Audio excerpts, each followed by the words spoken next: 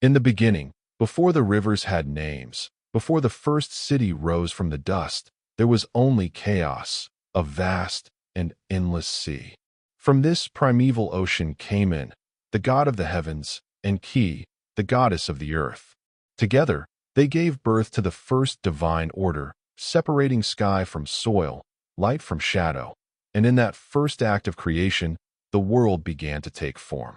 Their union brought forth a pantheon of celestial powers, gods who ruled the elements, the winds, and the stars. Chief among them was Enlil, the lord of air, who lifted the heavens away from the earth and set them each in their rightful place. Enlil was power itself, unseen but ever present, the voice of storms and the breath of kings. Under his command, the universe began to move with rhythm and purpose. And then there was Enki, the god of water and wisdom. Clever, unpredictable, a trickster with a mind as deep as the oceans. He was the keeper of secrets, the one who brought balance to Enlil's authority. It was Enki who shaped rivers to flow, who tamed the floods and taught humankind to harness the gifts of the earth. In his temple at Eridu, the oldest city of Sumer, he watched over humanity with a patient and knowing gaze. Above them all, distant and eternal, stood Anu, father of the gods, the silent ruler of the heavens. From his celestial throne, he observed the world below, a realm of divine politics, jealousies, and destinies that intertwined like threads on a loom. Around him gathered the Anunnaki, the offspring of Anu, divine beings whose purpose was to uphold order, justice, and fate itself. They were not mere symbols of nature or power. They were cosmic administrators, each responsible for the laws that governed both gods and men. The ancient texts speak of them descending to earth in radiant splendor, shining like the sun, cloaked in gold and flame. Their temples were stairways between heaven and earth, built high to touch the realm of the divine. Mortals 461. Creation, the shaping of life, the ordering of chaos. From his watery domain, he guided rivers, filled the wells, and brought fertility to the fields. The Sumerians believed that every drop of water, every spring that bubbled from the ground, was a gift from him, the god who gave life its motion. His temple, the Iabzu, was said to rest upon the entrance to the underworld, glowing with sacred light, its walls lined with gold and lapis lazuli that shimmered like waves under the moon. Inside this holy place, priests and priestesses kept the sacred knowledge, songs, incantations, and symbols of power said to be given by Enki himself. They believed that through him, the divine laws and gifts of civilization, were brought to mankind. These were the building blocks of order, kingship, writing, craftsmanship, music, and even love. Each one a fragment of cosmic truth, stolen from the chaos of the abyss and entrusted to the hands of men. It was said that Enki, in his generosity, shared too freely, teaching humankind more than the other gods had wished. Yet in his wisdom, he saw that knowledge was not meant to be hoarded by the heavens, but lived upon the earth. The people of Eridu worshipped Enki not with fear, but with gratitude. Unlike the storm gods who demanded obedience, Enki inspired trust. His images show him as a figure of calm, water flowing from his shoulders, fish swimming in its streams, symbols of fertility and balance. To those who prayed to him, he was not distant. He was the God who listened. When drought came, they cried to him for rain. When disease spread, they whispered his name in healing chants. He was the God of the craftsman, the scribe, and the dreamer, the divine architect of thought itself. Legends tell that it was Enki who created mankind, shaping them from clay mixed with the blood of a slain god, giving form to spirit and binding them with the breath of life.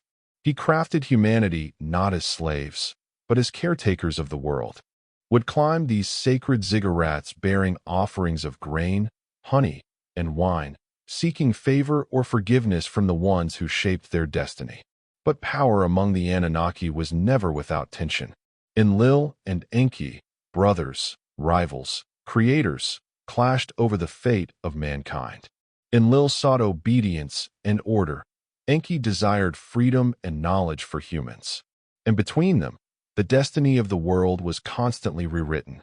In these myths, you can almost feel the pulse of the ancient mind, its wonder and fear of forces too vast to control. The Anunnaki were not just gods to be worshipped. They were the mirror of existence itself, reflections of power, wisdom, chaos, and compassion. To the Sumerians, their world was alive because the Anunnaki willed it so. Every flood, every harvest, every breath of wind was a whisper from them, a reminder that humanity existed under the gaze of beings far older than time. And so, as the first temples rose from mud and stone, the people of Sumer began to tell their stories, stories that would echo through Babylon, Assyria, and beyond. Stories that would survive for thousands of years, written on clay tablets, waiting for us to uncover them again. When the world was young and rivers still carved their courses through unclaimed lands, the Anunnaki looked upon the fertile plains between the Tigris and the Euphrates and chose it as their cradle, the place where heaven and earth would meet through humankind. From the breath of divine will, the cities of Sumer were born. Eridu, Uruk, Lagash, Nippur, each rising from clay and reed like shimmering visions of eternity. The Sumerians believed these cities were not built by men alone, but guided by the unseen hands of the gods themselves. It was in Eridu, the city of Enki, that civilization first awakened. From his temple, the Iabzu, Enki poured out the waters of wisdom, teaching humankind how to till the soil, how to measure time by the stars, and how to record their thoughts in lines of cuneiform pressed into wet clay. These acts were more than invention. They were the beginning of memory itself, the first attempt of mortals to capture the eternal. And so the Sumerians began to live in rhythm with the cosmos. Days were ordered by the rising sun of Utu, nights by the pale gaze of Nanna, the moon god. Festivals honored Inanna, goddess of love and war, whose passions could bring both fertility and destruction. The Anunnaki, once distant, became part of daily life, their presence woven into every act of planting, building, or sacrifice. The temples that crowned each city-state were not merely places of worship, but living representations of the cosmos, stairways between the mortal and the divine. Among the Anunnaki, the question arose, how should humankind be ruled? Enlil decreed that kingship should descend from heaven, that rulers would serve as intermediaries between gods and men. Thus, the first kings of Sumer were not seen as conquerors, but as chosen vessels of divine order. They built palaces of mud brick and ziggurats of polished stone, their inscriptions proclaiming, "By the word of Enlil, I reign." Each city had its own patron deity, and each ruler claimed to act by that god's command. But the Anunnaki were not unified. Rivalries among them mirrored the rivalries among men. The people of Uruk, guided by Inanna, clashed with the worshippers of Enlil at Nippur. Storms, droughts, and floods were seen not as accidents of nature, but as signs of divine displeasure. To live in Sumer was to live in the constant awareness that every success or failure was part of a celestial drama, one where mortals were both participants and pawns.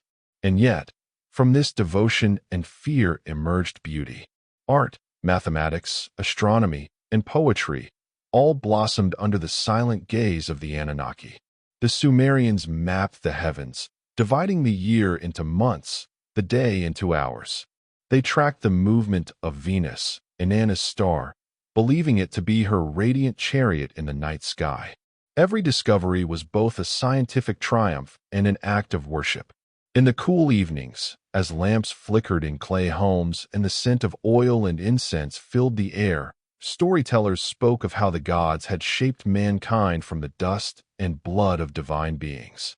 They told of how Enki had whispered life into clay, how the Anunnaki had gathered to decree man's purpose, to serve the gods, to labor in their stead, and to honor them with gratitude. But there were whispers, too, of rebellion, of mortals who sought to know too much, to build too high, to challenge the will of heaven. Thus began the fragile balance between creation and destruction, knowledge, and obedience, the balance that would define the fate of the world. The Anunnaki watched from their temples, their eyes like stars in the endless Mesopotamian sky, as humankind took its first steps toward greatness and toward peril. From the heart of Sumer, where the Euphrates shimmered beneath an endless sky, there rose a city whose name would echo through eternity, Uruk, the jewel of the ancient world. Its walls, vast and unyielding, were said to have been laid by the hands of gods themselves. Within those walls ruled a man unlike any other, Gilgamesh, 2/3 divine, 1/3 mortal, chosen by destiny to walk the path between human frailty and divine power. He was both king and seeker, both tyrant and dreamer, and through his story, the voice of the Anunnaki would speak to all generations that followed. Gilgamesh's reign began with strength and ambition.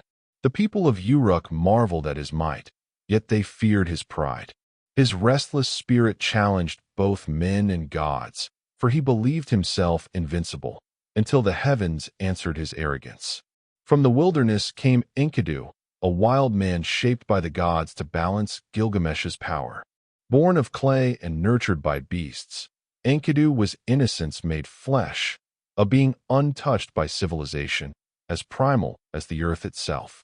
When these two met, they clashed with the force of thunder, and from that clash was born not enmity, but friendship, the kind that binds souls across lifetimes. Together, Gilgamesh and Enkidu embarked on journeys that tested the limits of mortal defiance. They battled the monstrous Humbaba, guardian of the cedar forest, whose breath was death and whose roar shook the mountains. They slew the bull of heaven, sent by the goddess Inanna to punish them for their hubris. And with every victory, they defied the decree of the Anunnaki, that men should remain humble, that power should never rival the gods. Yet even in their triumphs, the shadow of consequence loomed. The gods, angered by their defiance, decreed that one of the two must die. Enkidu, struck by divine illness, fell into fever and despair. As he lay dying, he cursed the heavens that had brought him from freedom into sorrow. Gilgamesh wept beside him. Thus began the greatest journey of the ancient age. Gilgamesh wandered across deserts and mountains, crossed seas of darkness, and sought the wisdom of Utnapishtim, the immortal survivor of the great flood, the man who had once spoken with the gods. Through peril and suffering, he came to understand what no mortal had before, that the gift of eternity is not given lightly, and that the meaning of life lies not in endless years, but in what one leaves behind. When Gilgamesh returned to Uruk, weary but enlightened, he gazed upon the city's walls, the mighty creation of human hands, and saw that in their endurance lay his legacy. The story of his life, etched in cuneiform upon clay, became the world's first great epic. In those ancient lines, the Sumerians preserved not only their myths, but their understanding of the human soul. The tale of Gilgamesh became the mirror through which the people of Mesopotamia beheld their own reflection, fragile yet enduring, mortal yet divine in their capacity to create and to dream. The Anunnaki watched, unseen, from their celestial thrones. Through Gilgamesh, they had shown humankind both the height of ambition and the inevitability of loss. His journey was not merely a story, but a divine lesson, that every civilization, no matter how powerful, must one day face the passage of time. Yet as long as his tale was told, Gilgamesh, and through him, the gods themselves, would never truly die. And so, from the mud of Sumer and the breath of the gods, the world's first myth of mortality was born, a tale whispered beneath the stars, where man and divinity forever meet at the fragile edge of eternity. Long before Gilgamesh walked the earth, before cities rose or kings wore crowns, the world was young and wild, and the gods ruled directly over mankind. The Anunnaki, seated in the heavens, watched their creation multiply across the fertile plains between the Tigris and Euphrates. At first, humanity was humble and reverent, offering prayers and labor in the service of their divine makers.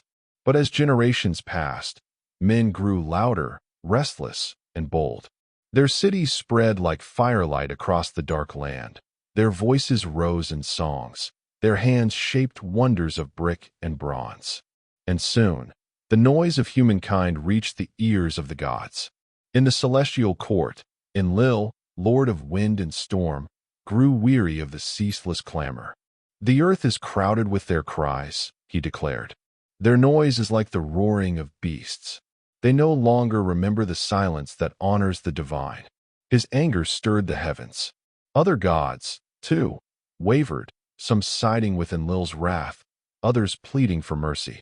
Among them stood Enki, the wise god of water and creation, who had always been humanity's subtle protector.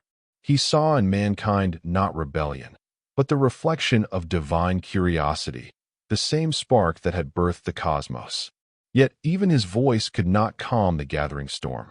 And so, the Council of the Anunnaki decreed a punishment beyond imagining, a flood to cleanse the world, to wash away the arrogance of mortals and return the earth to silence. The decree was sealed in the chambers of heaven, hidden from human ears. But Ea, moved by compassion, whispered the secret to one righteous man, Utnapishtim, ruler of Shuruppak, whose heart was faithful and whose hands were clean. Speaking through the walls of reed and clay, Ea warned him, "Demolish your house and build a great vessel. Leave behind your possessions, seek life instead. Take aboard the seed of all living things, and when the waters rise, you shall survive." Obeying the divine command, Utnapishtim set to work. His neighbors mocked him as he built his massive boat, 7 decks high, sealed with bitumen, wide enough to cradle beasts and birds alike. But as the days passed, the sky grew heavy with foreboding. Then came the rain. For 6 days and 7 nights, the heavens opened, and the foundations of the world trembled. The seas swallowed the land, and mankind was swept away. Even the gods, witnessing the fury they had unleashed, trembled in regret. Inanna wept for her beloved cities. Ishtar, goddess of love and war, cried out that her creation had perished in vain. When at last the storm ceased, the boat of Utnapishtim came to rest upon Mount Nazur, its hull creaking in the stillness of the new world. Utnapishtim sent forth a dove, it returned. He sent a swallow, it too came back. Finally, he released a raven, and when it did not return, he knew the earth had dried. Upon stepping out, he built an altar and offered sacrifice to the gods, the sweet smoke rising to the heavens like a plea for reconciliation. The Anunnaki gathered once more. Enlil, beholding the remnants of mankind, was moved to sorrow. He approached Utnapishtim and his wife, and in an act of divine grace, touched their brows. "You shall no longer dwell among mortals," he said. "You shall live at the mouth of the rivers, far from the reach of death. Your name shall be remembered forever." Thus, Utnapishtim and his wife were granted immortality, becoming the living bridge between gods and men. The flood had washed away the arrogance of humankind, but not their spirit. When the waters receded, the survivors rebuilt, their hearts humbled, yet their minds still yearning for understanding. And though the world was renewed, a quiet covenant remained, that mankind would never again forget the gods, and the gods would never again destroy their creation so utterly. In the centuries that followed, the tale of the great deluge spread across lands and languages, carried by traders, priests, and poets. It became a story told by firelight, etched into clay, sung in temples, a memory of divine wrath and mercy intertwined. And in every telling, the Anunnaki remained the keepers of balance, the judges of fate, the guardians of the line between chaos and order. When the floodwaters receded and the earth was green once more, mankind rose from the mud like a new creation, weaker, humbler, yet still driven by the same eternal desire to reach the heavens. The memory of the deluge lingered in the hearts of men, whispering a warning and a promise. They knew the gods watched from above, and so they sought to build places where the divine and mortal could meet, gateways between earth and sky. And from that yearning, the ziggurats were born. These towering temples of sun-baked brick rose over the plains of Mesopotamia like man-made mountains, their layered steps reaching upward toward the distant stars. They were not mere monuments of pride. They were bridges to the gods. Each level symbolized a plane of existence, from the dust of the earth to the celestial dome of the heavens. At their summit stood a sacred shrine, a dwelling place for the Anunnaki, where priests would bring offerings, burn incense, and sing hymns into the wind. The most magnificent among them, the Anu and Enki of Babylon, was said to touch the heavens themselves, earning it the name House of the Foundation of Heaven and Earth. To the Sumerians, these temples were not built solely for worship, but for communion. They believed that within their walls, the breath of the gods could be felt, that Enlil's winds still whispered through the corridors, and Inanna's presence shimmered in the sacred oils that burned through the night. The ziggurat stood as both a beacon and a warning, a reminder of mankind's dependence upon the divine order and the thin veil that separated the mortal from the eternal. Each city had its own divine patron, its own Anunnaki, who guided its fate. In Uar, it was Nanna, the god of the moon, whose silver light governed tides and time. In Eridu, the oldest of all cities, it was Enki, the wise one, whose temple, the Iabzu, was said to rest upon the watery abyss, a gateway to the underworld and the realm of creation. These temples became the heart of city life, centers not only of religion but of knowledge, trade, and power. The high priests, guardians of the sacred tablets, held immense authority, for they alone could interpret the will of the gods written in the stars and the rivers. In the flickering glow of temple lamps, scribes inscribed their prayers and records onto clay, the first writing of mankind. Here began the chronicles of kings and kingdoms, the hymns of devotion, the laws of society.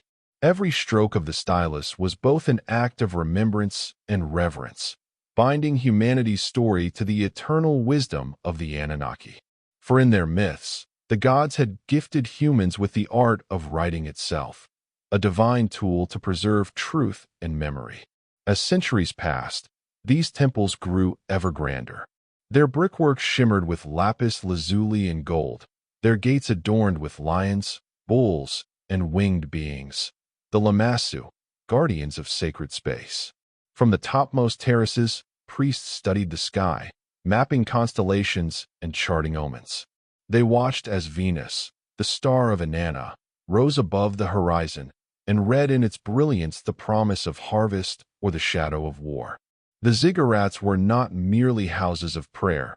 They were cosmic instruments, aligning the rhythms of the earth with the pulse of the heavens. Yet beneath their grandeur lay an unspoken truth. Mankind had built these temples not only to honor the gods, but to understand them. The flood had taught humanity that ignorance could destroy the world, and so they sought knowledge as a form of devotion. Every offering, every chant, every carving was a plea for wisdom, for understanding the mysteries of creation, destiny, and death.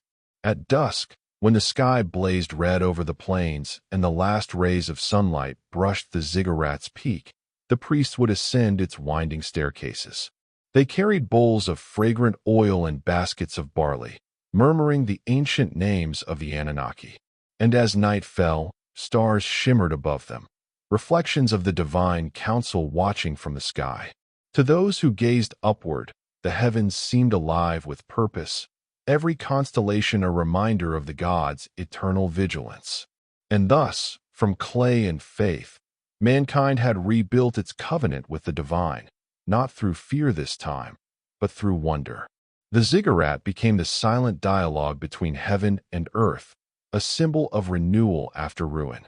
The Anunnaki had tested humanity, and now humanity, wiser and humbler, sought to touch the gods once more, not with arrogance, but with reverence. As the ziggurats touched the sky and the priests whispered the will of the heavens, another power began to rise upon the earth, the power of kingship. To the people of Mesopotamia, kings were not chosen by men, but decreed by the gods themselves. The concept of rule was sacred, descending from the Anunnaki like the light of the morning sun, illuminating the chosen few who would hold dominion over the mortal world. In the oldest Sumerian tales, it is said that kingship descended from heaven after the flood. The gods, seeking to maintain order, chose certain men to act as their earthly stewards, intermediaries between divine will and human ambition. These early kings were not mere rulers. They were the living reflections of cosmic authority. To disobey the king was to defy the will of the gods themselves. Their crowns were not forged from gold alone, but from the breath of divinity, the same essence that had once animated the Anunnaki. Inscriptions carved into clay tablets speak of these God-chosen kings. Alulim of Eridu, the first ruler after the flood, Gilgamesh of Uruk, 2/3 divine and 1/3 human, whose epic quest for immortality echoed the eternal struggle of mankind to transcend death. These figures walked the thin line between man and deity, embodying the divine order that held creation together. Their rule was seen as an extension of the cosmic harmony the Anunnaki had established at the dawn of time. The king's duty was not only to govern, but to maintain Ma'at, the balance of heaven and earth. In every harvest, every war, every building raised, the hand of the divine had to be acknowledged. Before each great decision, the king consulted the temple priests, who in turn sought omens in the stars and the flight of birds, for the gods spoke through signs, not words. When a king faltered, when pride, greed, or bloodshed clouded his path, the Anunnaki were said to withdraw their favor, plunging his kingdom into famine, rebellion, or ruin. Among all divine rulers, Gilgamesh stands apart, not just as a king, but as a mirror of mankind itself. His story tells of friendship, loss, and the desperate search for eternal life. When his companion Enkidu died, Gilgamesh's heart broke, and he wandered across deserts and mountains in search of the secret of immortality. He found only one truth, that eternity belongs to the gods, and that man's greatness lies not in living forever, but in creating something that will. The story of Gilgamesh was more than a legend. It was a lesson written in clay, a message from the Anunnaki that even kings must bow before the laws of destiny. As empires grew, from Sumer to Akkad, from Babylon to Assyria, the idea of divine kingship became the foundation of all rule. The great kings called themselves shepherds of the people, echoing Enlil's role as guardian of the earth. They built temples in the gods' names, led armies under sacred banners, and inscribed their victories upon stone steels for eternity. When they triumphed, they claimed it was by the will of the Anunnaki. When they triumphed, they claimed it was by the will of the Anunnaki. When they fell, they said it was divine punishment. Power, like faith, flowed from the heavens. And yet, beneath the glory of kingship lay a silent question. Were the kings truly chosen by the gods, or had men learned to speak in their names? The ziggurats grew taller, the palaces grander, but the gods themselves had grown distant. Where once the Anunnaki had walked among men, now they ruled through symbols, through priesthoods and rituals. Humanity had inherited the power of creation, and with it, the weight of responsibility. Still, the people believed.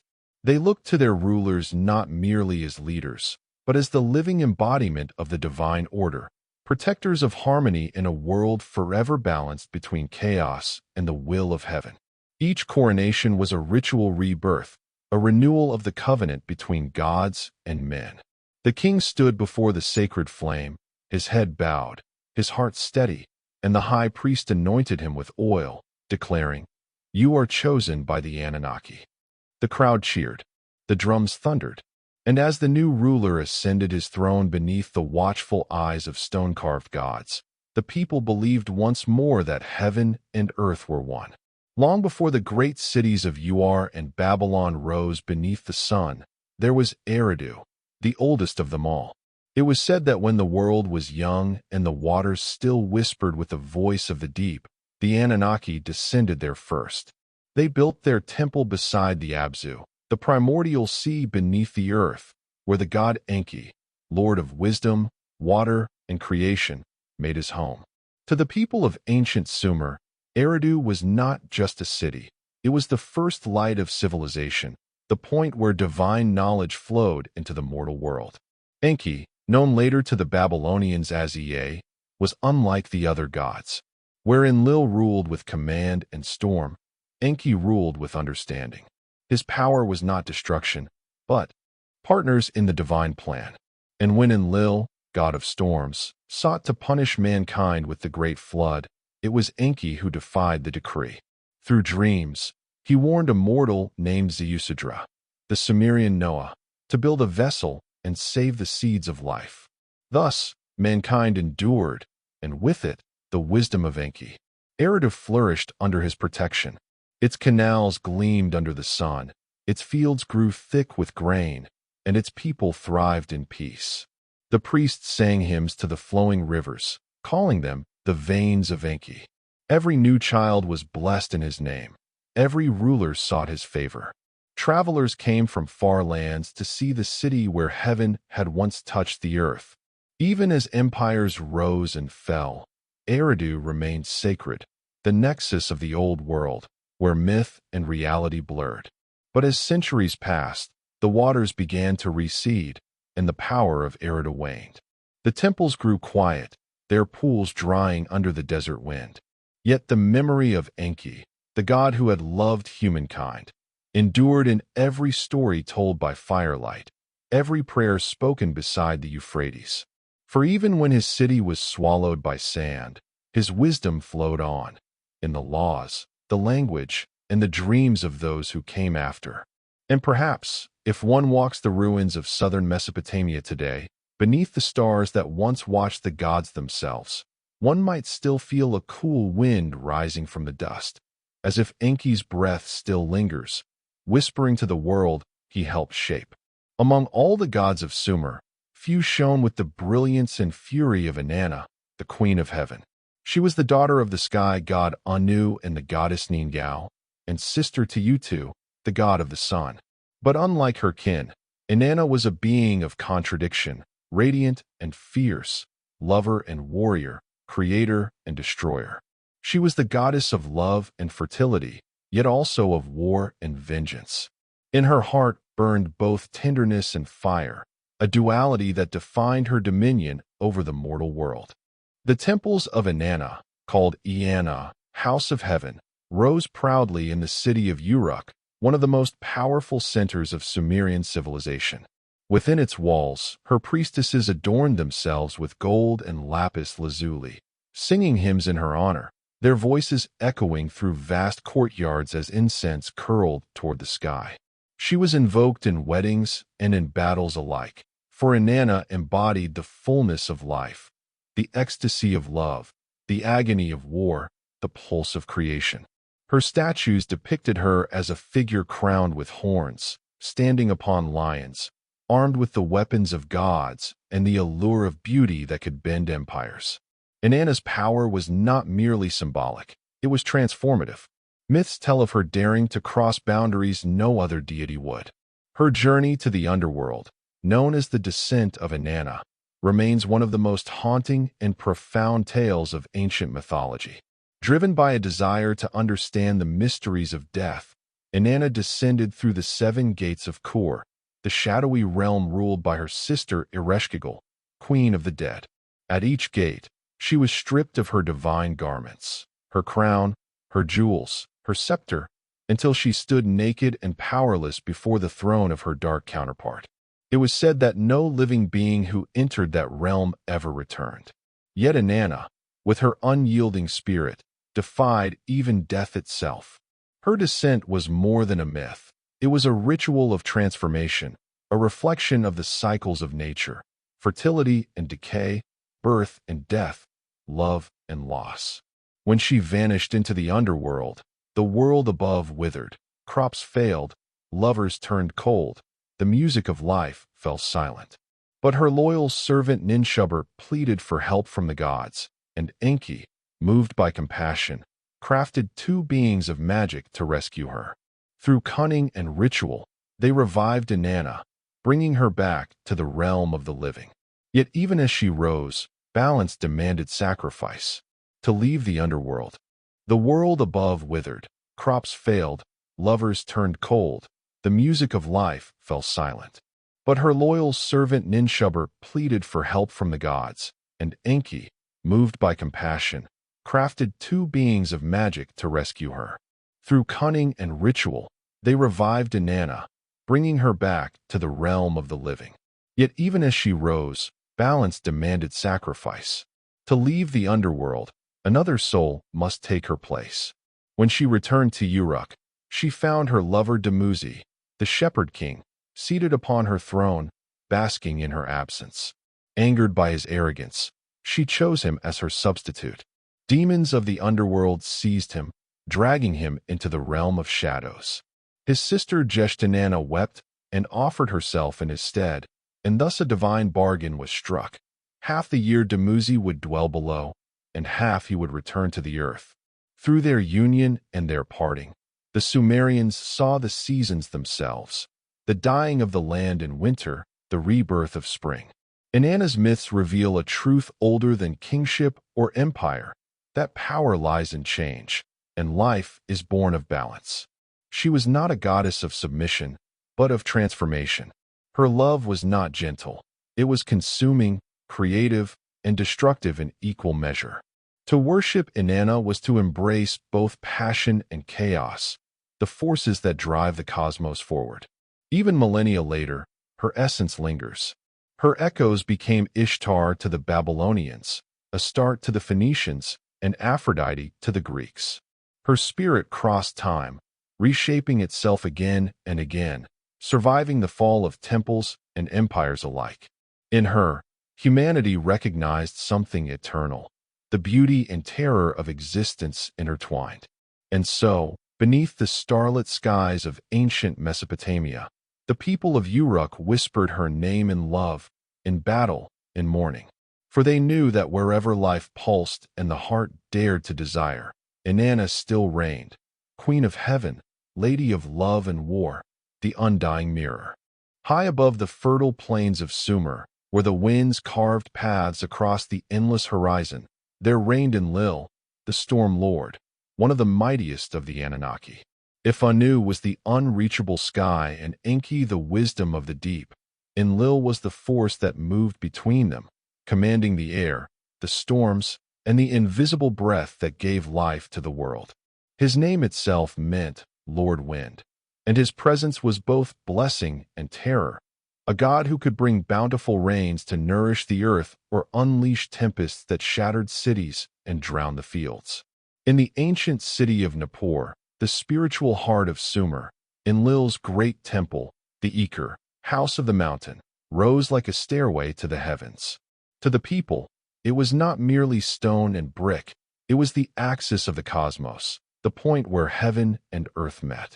Within its sacred precincts, priests performed elaborate rituals to honor him, burning incense, pouring libations, and chanting hymns that carried through the corridors like the very wind he ruled. It was believed that all divine authority, all kingship, and the very order of civilization flowed from Enlil's decree. His word was law, immutable and binding, shaping the destiny of gods and men alike. Enlil was not a god of compromise.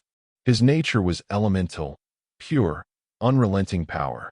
When he spoke, mountains trembled. When he was angered, rivers burst their banks. Yet he was also a giver of life, for in the dry lands between the Tigris and Euphrates, it was the wind that brought rain, and the rain that sustained the cradle of civilization. The Sumerians both revered and feared him, knowing that his favor could lift a kingdom to glory or cast it into ruin. He was the invisible hand that stirred the fates. In the earliest myths, Enlil was described as the one who separated heaven and earth, allowing the world of men to exist. Before him, sky and earth were locked together in eternal embrace. Their children suffocated in the dark. But he was also the arbiter of destiny. The tablets of destiny, said to hold the decrees of the universe, were guarded by him. To possess them was to command fate itself. In some tales, the trickster god Anzu, a mighty lion-headed eagle, stole these tablets from Enlil's sanctuary, plunging the heavens into turmoil. But through courage and cunning, the tablets were reclaimed, restoring order to creation. This myth reflected a profound truth in Sumerian thought, that chaos was always near, waiting to swallow the world, and only through divine strength could balance be preserved. Enlil's temperament could be both noble and devastating. When humankind multiplied and filled the earth with noise, the ancient texts tell us that Enlil grew wrathful. Disturbed by the clamor of mortals, he resolved to silence them. Floods, droughts, plagues, each was unleashed at his command to restore quiet to the world. Yet it was Enki, the god of wisdom, who secretly defied him, guiding a righteous man, Ziusudra, the Sumerian precursor to Noah, to build a great boat and survive the deluge. When the flood subsided, even Enlil relented, acknowledging humanity's endurance. In that moment, divine wrath gave way to compassion, and he granted Ziusudra immortality, a symbol that even the mightiest of gods could learn mercy. Enlil's influence extended beyond Sumer. As empires rose and fell, his image evolved. To the Akkadians, he remained Enlil, master of the storm. To the Babylonians, his power was woven into the identity of Marduk. To the Assyrians, his echo thundered in the voice of Ashur. Though his temples crumbled and his worship faded, the idea of a sky father, stern yet just, endured through millennia, reflected in the later images of Zeus, Jupiter, and even Yahweh. To the Sumerians, Enlil was the very breath of existence, the wind that whispered through the reeds, the roar that shook the ziggurats, the unseen force binding heaven and earth. His story reminds us that creation itself is a storm, both beautiful and violent, destructive yet essential. In every gust of wind and every rumble of thunder, they believed Enlil spoke still, his divine voice carrying across eternity, reminding humankind of the fragile balance between order and chaos.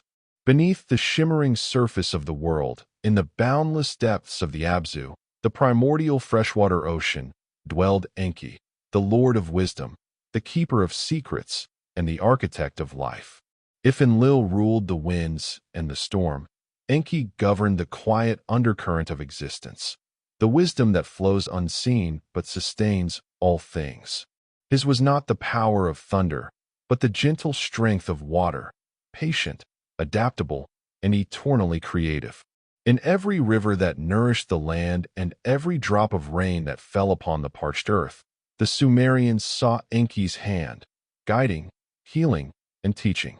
Enki was often depicted as a bearded figure with flowing streams emerging from his shoulders, teeming with fish, symbolizing abundance and knowledge. Around him stood creatures of myth, goatfish, serpents, and birds, the living emblems of his dominion over both land and sea. His temple in the ancient city of Eridu, one of the earliest known centers of civilization, was said to be the very first home of kingship on earth. The Abzu, or House of the Deep Waters, rose beside the marshlands, where sacred pools reflected the sky. Pilgrims traveled from distant cities to pay homage to Enki, seeking his blessing for wisdom, fertility, and balance. Unlike his brother Enlil, whose might commanded obedience, Enki ruled through understanding and cleverness.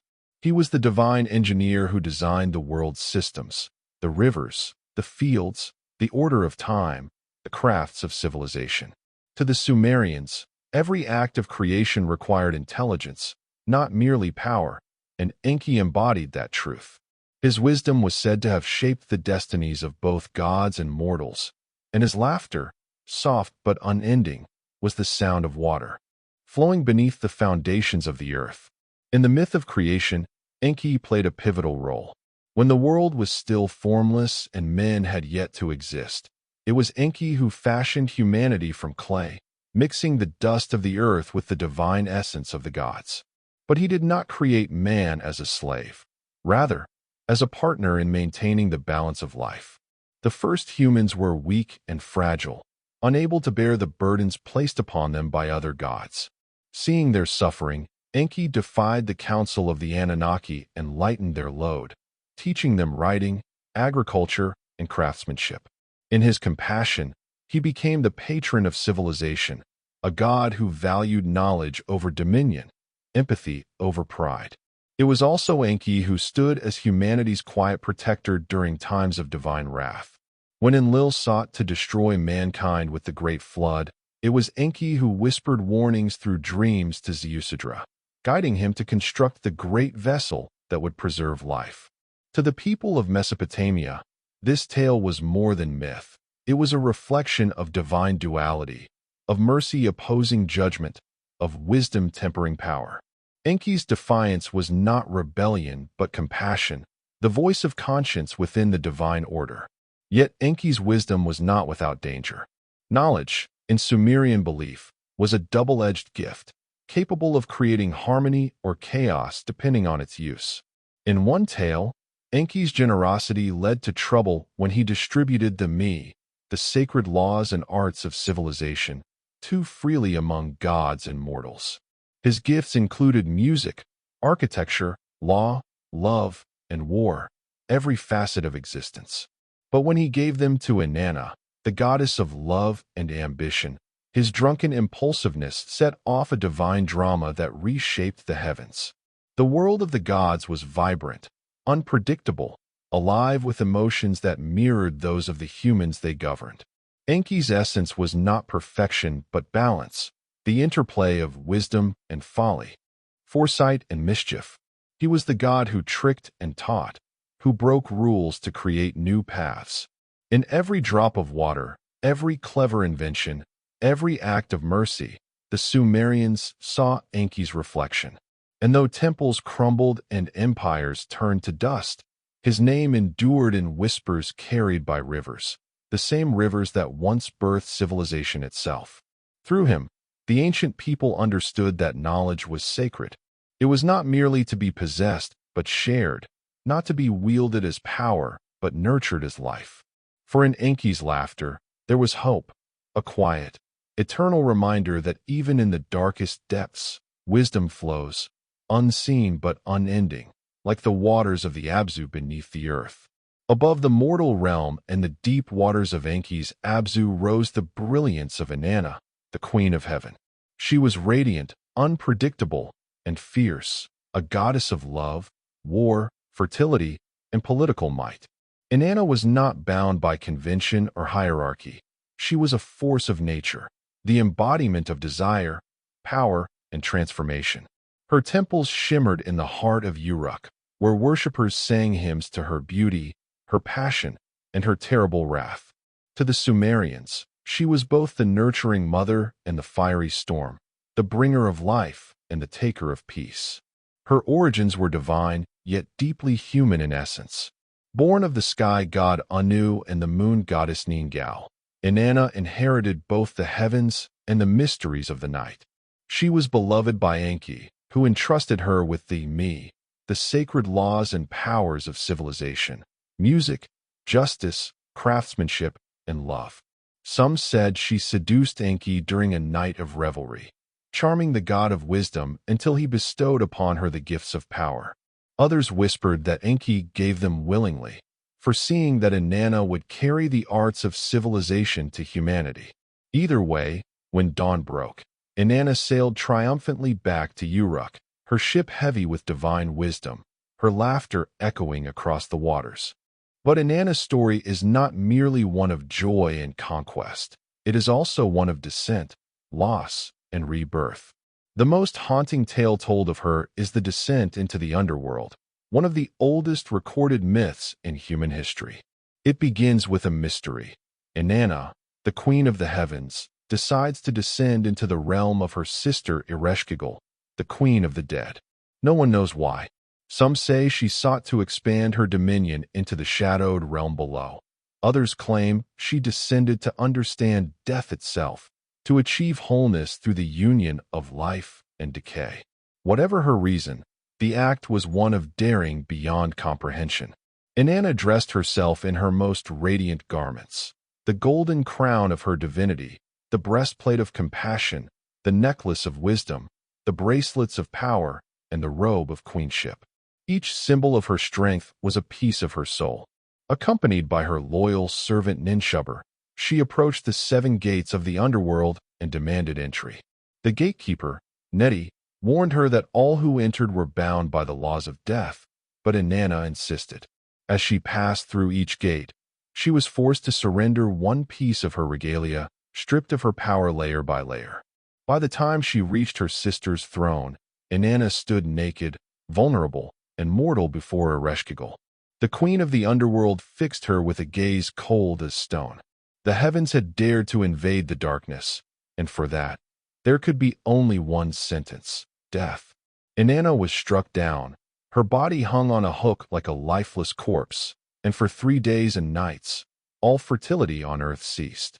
Crops withered, animals stopped breeding, and the fires of love grew dim. The world itself seemed to hold its breath, mourning the loss of its goddess.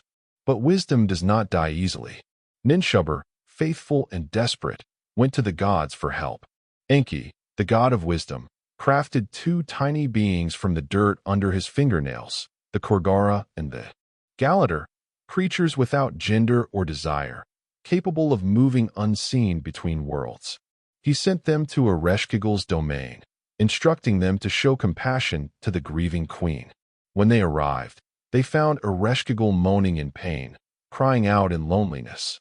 The tiny beings echoed her sorrow, mirroring her lamentation until she was moved to gratitude. In return for their kindness, she granted them a boon, and they asked for the release of Inanna's body. So it was that Inanna arose again, reborn and radiant, ascending from the shadows to reclaim her throne. Yet her resurrection came at a cost. Someone had to take her place below. When she returned to the light, she found her lover Dumuzi sitting upon her throne, dressed in finery, celebrating rather than mourning her loss. In fury, she condemned him to the underworld in her stead, sealing his fate as the god of vegetation who would die and rise again each year with the changing seasons. Through Inanna's descent and return, the Sumerians saw the eternal cycle of life and death, love and loss, creation and destruction. She was not a goddess of stillness, but of movement, a divine reflection of human emotion and the endless turning of the world. To sleep beneath her stars was to know that even in the deepest darkness, rebirth awaited, that even the gods must fall to rise again. High above the world of men, where the winds never rest and the storms speak the language of gods, ruled Enlil, the lord of air, the keeper of command, the god before whom even kings bowed in silence. To the Sumerians, Enlil was not merely a god. He was the force of authority itself, the unseen law that separated chaos from order, sky from earth, man from God. His realm was Nippur, a holy city whose temple, the Ikur, house of the mountain, was believed to be the axis between heaven and earth. When Enlil's name was spoken, it was with reverence and fear, for he was the breath of life and the whisper of judgment. Enlil's power was absolute, yet distant, unlike his brother Enki, whose wisdom flowed gently through humanity. Enlil's will came as thunder, immediate and unavoidable. He was the god who granted kingship, the divine right to rule. Without Enlil's blessing, no city could stand, no ruler could claim legitimacy. His was the unseen hand that shaped destinies, lifting some to greatness while casting others into ruin. In the council of the Anunnaki, his word often decided the balance between mercy and wrath, creation and destruction. But Enlil's greatness was also his burden. The myths tell that his voice carried the weight of storms, his anger could summon floods, and his silence could dry the rivers of life. When humanity, newly formed and growing restless, filled the world with noise, Enlil grew weary of their clamor. His patience thinned, and in his divine fury, he unleashed calamities upon them, droughts, plagues, and finally, a great flood meant to cleanse the world of disobedience. It was an act not of cruelty, but of divine order, restoring silence where chaos had taken root. Yet, even in that judgment, compassion found a way, for Enki, ever the defender of life, intervened in secret to preserve humankind. This contrast, between Enlil's authority and Enki's compassion, became one of the oldest moral tensions in human thought. law versus mercy, power versus wisdom. The Sumerians understood that even the gods wrestled with balance, for too much order suffocates life, and too much freedom invites chaos. Enlil's command maintained the structure of the cosmos, but his heart remained apart from the world he ruled.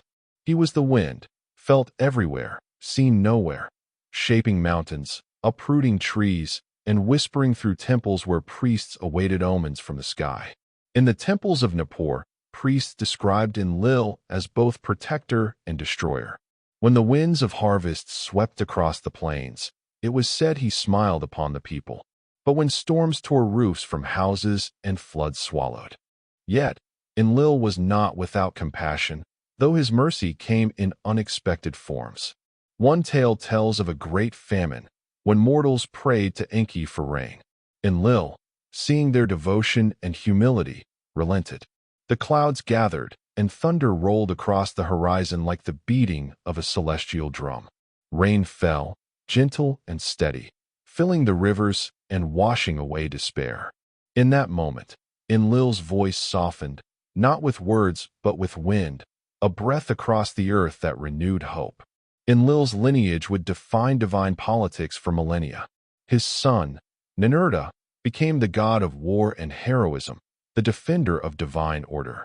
Through Ninurta, Enlil's authority extended into the mortal realm, ensuring that strength was guided by purpose and that the sword served justice, not chaos. In this way, the Anunnaki's hierarchy mirrored the human world below: families, rivalries, inheritances of power and pride.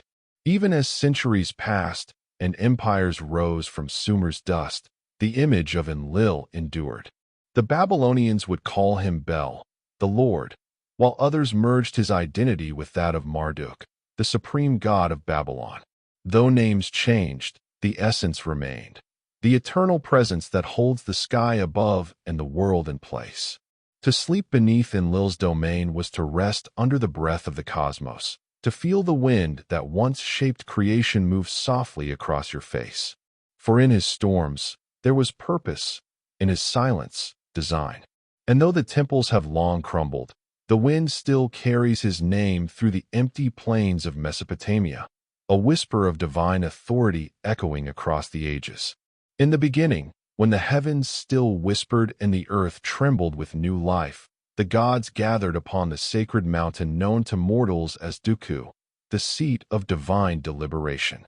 It was there, amid the swirling mists of eternity, that the council of the Anunnaki convened, a celestial assembly where destiny itself was debated. Each god, radiant in their own domain of power, took their place upon thrones of starlight and shadow, and the air shimmered with divine tension.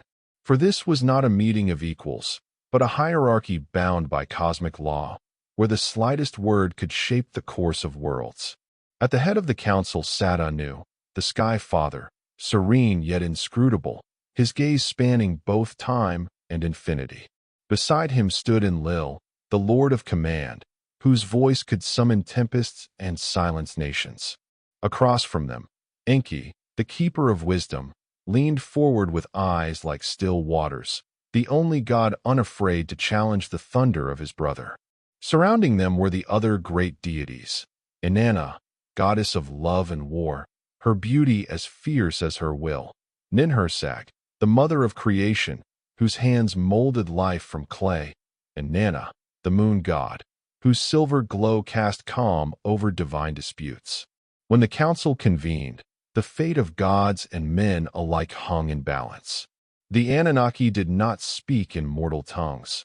Their deliberations were woven in symbols, gestures, and the silent music of creation itself. Yet the echoes of their decrees reached the earth below, manifesting as storms, harvests, wars, and peace. The Sumerians believed that every major event in human history, every birth of a city, every fall of a king, was first decided in that celestial chamber. The gods would cast their votes, not with ballots, but with omens: a lightning strike, a trembling star, a shifting wind. The council's greatest function was the determination of destinies, what the ancient texts called the me, the sacred decrees that governed all aspects of existence. These were the blueprints of civilization itself: kingship, truth, love, craftsmanship, even sorrow. They were not invented but bestowed, flowing from the divine into the mortal world like rivers of fate. It was Enki who often distributed them among humankind, granting knowledge and progress, while Enlil sought to ensure that divine order remained unbroken. Thus, even among gods, politics and conflict brewed, for power, once granted, was never easily contained. In one legend, the Anunnaki gathered after a great war between gods and spirits of chaos. The skies were scorched, the rivers ran black with ash, and silence hung heavy upon the heavens. Anu called the council to restore balance. Enlil demanded punishment, swift and merciless. Enki pleaded for mercy, reminding the assembly that destruction bred only sorrow. Inanna, fierce and proud, spoke for vengeance, her voice like a blade cutting through the air. For 7 days and 7 nights, they debated beneath stars that flickered like watchful eyes. At dawn on the 8th day, the decree was sealed. Balance would be restored, but at a price. A flood would cleanse the world, yet a chosen remnant of humankind would survive. Thus, the council's word became law, and the rivers of earth obeyed the will of the heavens. The Sumerians saw the council as a mirror of their own society. Just as kings ruled by decree and priests interpreted divine will, the gods themselves were bound by hierarchy and duty. Even the mightiest deity could not escape the laws set forth by the collective will of the Anunnaki. It was a reflection of cosmic order, an eternal court where morality, power, and fate converged. To defy the council was to rebel against the structure of creation itself. When the priests of Nippur or Eridu performed rituals, they believed they were echoing the council's sessions, invoking divine consensus through hymns, offerings, and sacred recitations. Their temples became miniature heavens, their prayers a continuation of those ancient debates. Smoke from their altars rose toward the stars, carrying petitions for mercy, prosperity, and wisdom, hoping to sway the gods' deliberations. In later eras, the myth of the divine council inspired kings to claim that their rule reflected that same celestial authority. To govern justly was to echo the harmony of the Anunnaki. To rule with cruelty was to invite divine judgment. And so, the image of the council persisted, a timeless symbol of governance beyond human comprehension. As centuries turned and empires faded, the voices of the Anunnaki grew distant, but their echoes remained. The concept of a divine assembly survived in countless forms: the councils of Olympus, the pantheons of Egypt and India, the courts of angels and archangels.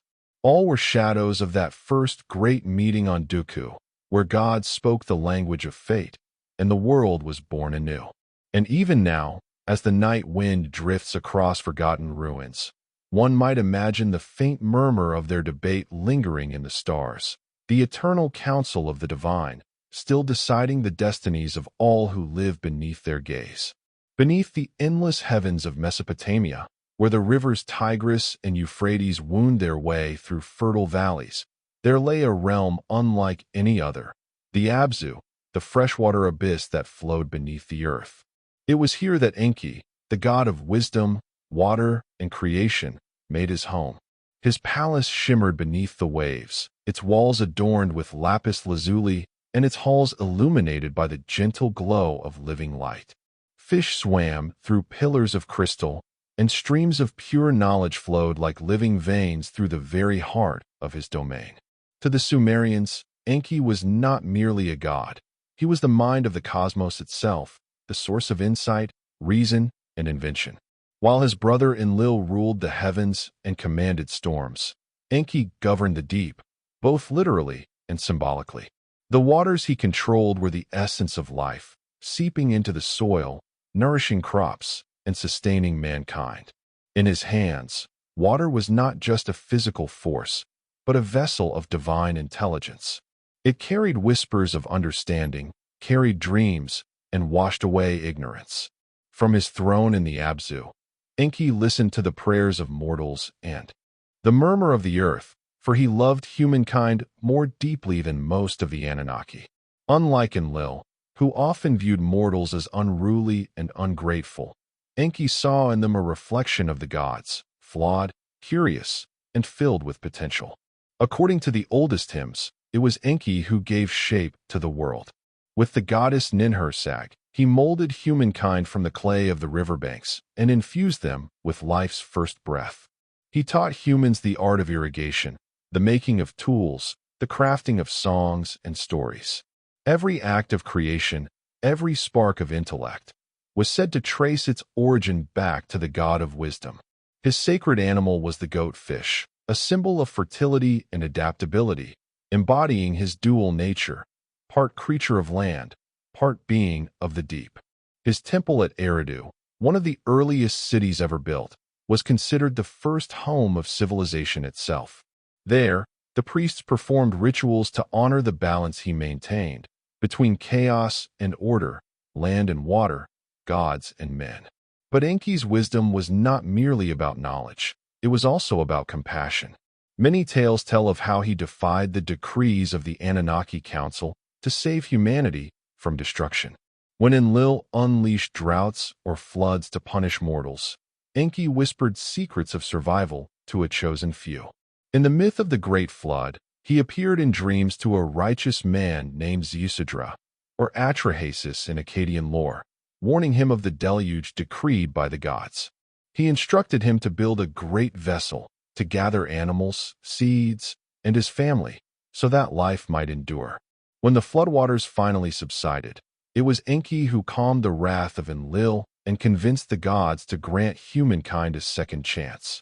From this act of defiance, Enki became known as the protector of life, the one who placed mercy above divine pride. In his myths, Enki often outwitted chaos not through violence, but through cleverness. When the goddess Inanna desired the sacred, the divine decrees that governed civilization, she came to Enki's temple under the guise of friendship. Enki, generous yet unsuspecting, offered her wine and feast. As he grew intoxicated, Inanna charmed him into granting her the sacred powers: kingship, wisdom, love, art, and justice. When he awoke and realized what had happened, he sent his servants to retrieve them. Yet in the end, he let her keep them, knowing that the gifts would enrich the world above. Such was Enki's nature. Though cunning, he rarely sought domination. His wisdom was not about control, but about understanding, about allowing creation to evolve freely. The waters of the Abzu came to represent this eternal flow of knowledge. In the rituals of Sumer, priests drew water from sacred wells believed to connect directly to Enki's domain. They washed idols, cleansed temples, and anointed kings with that same sacred liquid, symbolizing enlightenment and purification. When rains came after drought, they said Enki had opened the gates of the deep. When floods rose unchecked, they whispered that he wept for humanity's folly. Over centuries, Enki's figure transformed but never disappeared. To the Akkadians, he became Ea, still a god of wisdom and water, guiding kings and magicians alike. In Babylonian myths, he was invoked by scholars seeking divine understanding, by sailors praying for safe passage, and by rulers yearning for guidance. Even as empires rose and fell, Enki's current of wisdom continued to ripple through human thought, a reminder that compassion and intellect must flow together, or else knowledge becomes empty. In the stillness of night, when the world seems hushed beneath the stars, one can almost hear the soft murmur of Enki's waters, the sound of insight itself, rising from the depths of creation. It is said that his wisdom never ceased flowing, only changed its form, passing from gods to men, from myth to memory. And perhaps, in every act of kindness, in every spark of creativity, the voice of Enki still speaks, guiding humankind toward harmony with the world he once shaped with love and light. Above the fertile plains of Mesopotamia, where temples gleamed under the burning sun, the goddess Inanna reigned as the radiant queen of heaven and earth. Her name meant Lady of the Heavens, and her power stretched across love and war, fertility and death, beauty and chaos. No other deity embodied such contradiction. She was creation and destruction in a single breath, tenderness and fury woven together like the threads of a celestial tapestry. In art, she was depicted standing upon lions, her gaze fierce and divine, her robes flowing with starlight. Around her shoulders shimmered the crescent moon, and on her brow, the eight-pointed star, symbol of her eternal dominion over the skies. Inanna was the daughter of Anu, the god of the heavens, and sister to the shadowy Ereshkigal, ruler of the underworld. Her worship spread across Sumer like a tide, flowing from city to city, temple to temple. At Uruk, her grand ziggurat, the Inanna, rose into the sky, a staircase of stone that seemed to bridge heaven and earth.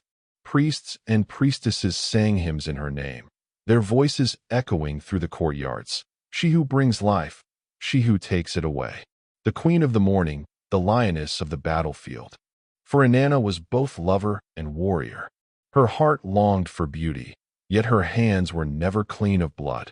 When kings sought victory, they invoked her name. When lovers sought passion, they offered her incense and song.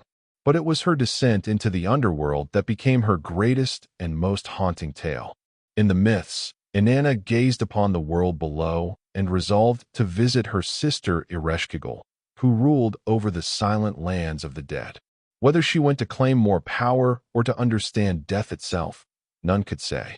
Draped in her royal regalia, her crown, beads, robes, and scepter, she approached the 7 gates of the underworld.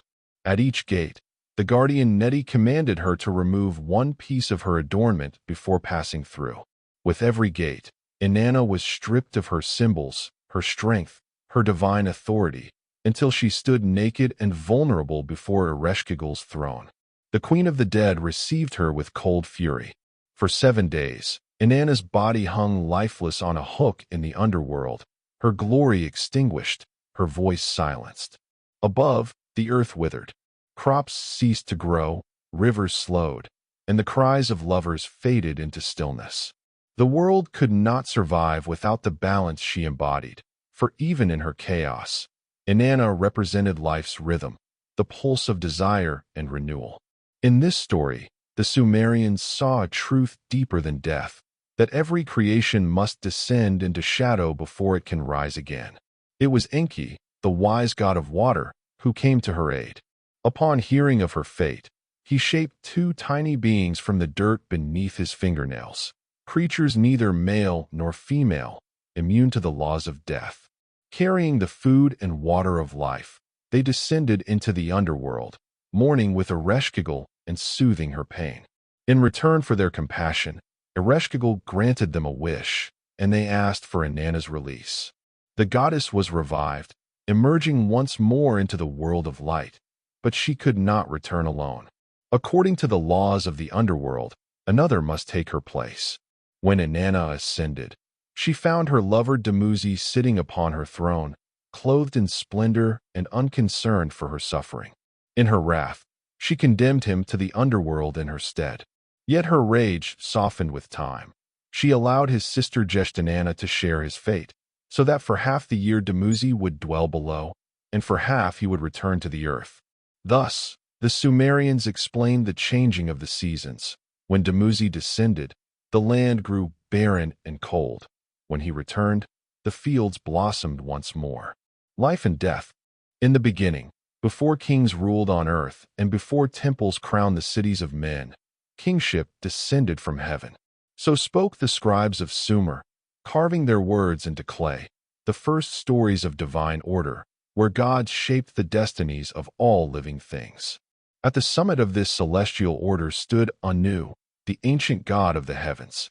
His throne rested beyond the stars, in the vastness above the firmament, where time itself moved in slow, eternal rhythm.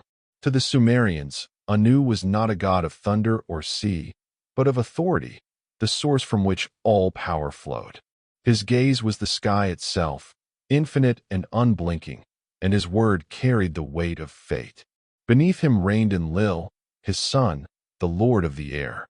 Enlil was the god of storms, of wind and breath, the invisible force that gave life, yet could sweep it away in fury. He was both creator and destroyer, the one who separated heaven from earth so that light might enter the world. Temples to Enlil rose in Nippur, the spiritual heart of Sumer, where priests tended his sacred house, the Ikar, the mountain house. There, surrounded by incense and silence, they spoke his name with awe, for Enlil's command could crown a king or erase a kingdom. To defy him was to defy the very balance of the cosmos. Together, Anu and Enlil governed the structure of the divine world, Anu as the father of gods, Enlil as the executor of his will. Yet even among deities, hierarchy bred tension. Enlil's authority over the earth often clashed with the ambitions of other gods. Enki, lord of wisdom and water, who ruled from the deep Abzu. Ninhursag, the mother goddess of the mountains. And Inanna, the unpredictable daughter whose passion could overturn even divine decrees. Each god had their realm, their symbols, their followers among men. And within these rivalries lay the reflection of human politics, for the Sumerians saw in their gods the same struggle for power that raged within their city walls. It was, in the celestial court, each god held a sacred decree of divine power, the essence of civilization itself. These determined art, music, kingship, truth, and even deceit. When Inanna once stole the from Enki in a daring act of cunning, she carried them to her city of Uruk, bringing culture and prosperity to her people. Thus, divine politics became the mythology of civilization, every myth a reflection of how humans sought to explain the rise and fall of empires. The kings of Sumer claimed their right to rule from Anu's sky and Enlil's breath. When a new ruler took the throne, priests would declare that Enlil himself had chosen him, that kingship had once again descended from heaven. But that divine gift could be taken away just as swiftly. When cities grew arrogant or kings defied the sacred laws, the gods withdrew their favor. Temples fell into ruin, fields turned to dust, and rivers refused to rise. To the Sumerians, history was not random. It was a dialogue between heaven and earth, between the will of the gods and the actions of humankind. In this grand cosmic hierarchy, Anu was the sky, Enlil the air, and Enki the water beneath the earth. Together they formed the triad that sustained the universe. Above them, the heavens turned in silence. Below, humans built their cities, prayed to their idols, and offered sacrifices to maintain the balance. The Anunnaki, their offspring and servants, carried out their will, keeping the universe in motion. And so, the divine order held firm, unbroken across centuries, until ambition, pride, and the chaos of mankind began to test the patience of the gods themselves. In the myths of Sumer, there was always a sense of distance. The gods were near enough to shape human lives, yet far enough to remain untouchable. But within that distance was reverence, awe, and fear, the understanding that all kingship, all wisdom, and all destiny flowed from the heavens above. And as long as the stars shone and the winds blew across the plains of Mesopotamia, the voices of Anu and Enlil would echo, reminding mortals that the heavens watched always, weighing the hearts of men beneath the endless sky. Long before men walked the earth, before kings raised ziggurats or scribes carved their words into clay, there was only the endless water, silent, dark, and full of hidden life. From this vast, sacred deep called the Abzu came Enki, the god of wisdom, magic, and creation. Unlike his brother Enlil, whose storms commanded fear, Enki's power flowed gently, shaping the world not through violence, but through understanding. His realm was the freshwater beneath the earth, the source of rivers and fertility. The people of Sumer believed that every spring, every canal, every drop that nourished the land carried a spark of Enki's divine essence. He was the one who whispered knowledge into the hearts of men, who brought art, music, and reason into being. In the earliest myths, when the gods still walked among themselves, the Anunnaki grew weary of labor. They dug the rivers, molded the clay, and raised the mountains, but exhaustion filled them. The divine council gathered in frustration, their complaints rising to Enlil's throne. "We toil as slaves," they cried. "Let there be creatures to bear our burdens." It was then that Enki, seated in his watery palace of reeds and lapis lazuli, conceived a daring plan. He would fashion humankind, beings made in the image of the gods, yet bound by mortal limits. In his temple at Eridu, the oldest city of Sumer, Enki summoned the goddess Ninhursag, the mother of life. Together they shaped a figure from sacred clay mixed with the water of the Abzu. Into this form, Enki breathed the divine spark, the Z, the life force that separates the living from the dead. The clay stirred. The first human opened its eyes, trembling before its creators. Thus was born Adapa, the first of men, wise yet fragile, gifted with speech and understanding but cursed to live and die. Humanity had come into the world, not as masters, but as helpers of the divine order. Yet Enki, ever compassionate, could not bear to see them suffer. He taught them how to dig irrigation channels, to write symbols upon clay, to weave cloth, to brew beer, and to measure the stars. He gave them knowledge, even when it angered the other gods. Enlil looked upon humankind and saw arrogance, their temples rising, their songs filling the air once meant for the gods. But Enki saw something different. He saw the reflection of the divine in their curiosity, their persistence, their hunger to understand. And so he became their protector, a quiet guardian against the wrath of heaven. When the gods decided that humankind had multiplied too greatly, disturbing their rest, they sent drought, famine, and finally the great flood to cleanse the world. But Enki, moved by pity, broke the divine decree. In a dream, he whispered to a man named Zeusidra, or as later generations called him, Utnapishtim, warning him of the coming deluge. "Build a vessel of reeds," Enki told him, "and seal it with pitch. Take with you the seed of all living things." Zeusidra obeyed, and when the storm came, he alone survived, drifting across a drowned world until the waters receded. His act preserved the line of humankind, and from him, life began anew. The flood myth became a cornerstone of Mesopotamian memory, retold in the Epic of Gilgamesh and echoed across time in distant cultures.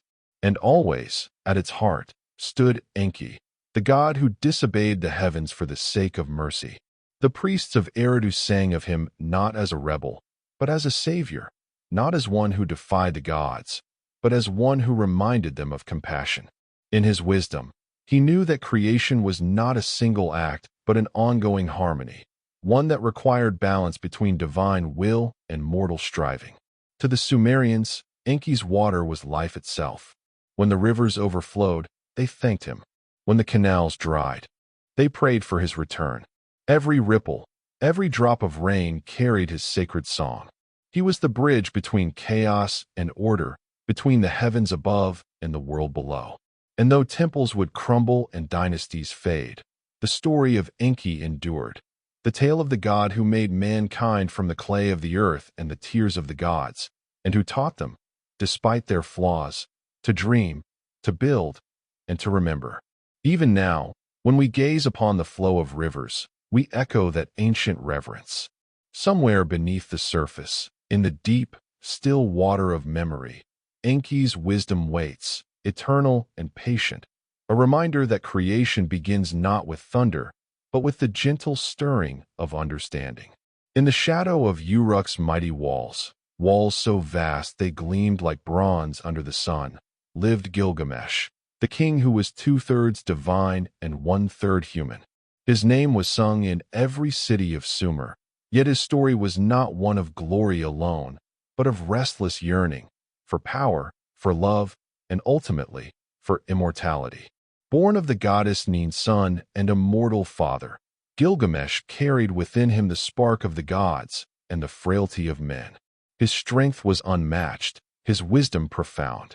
But like all who taste divine blood, he was haunted by the knowledge that even kings must die. In the beginning, Gilgamesh ruled with arrogance.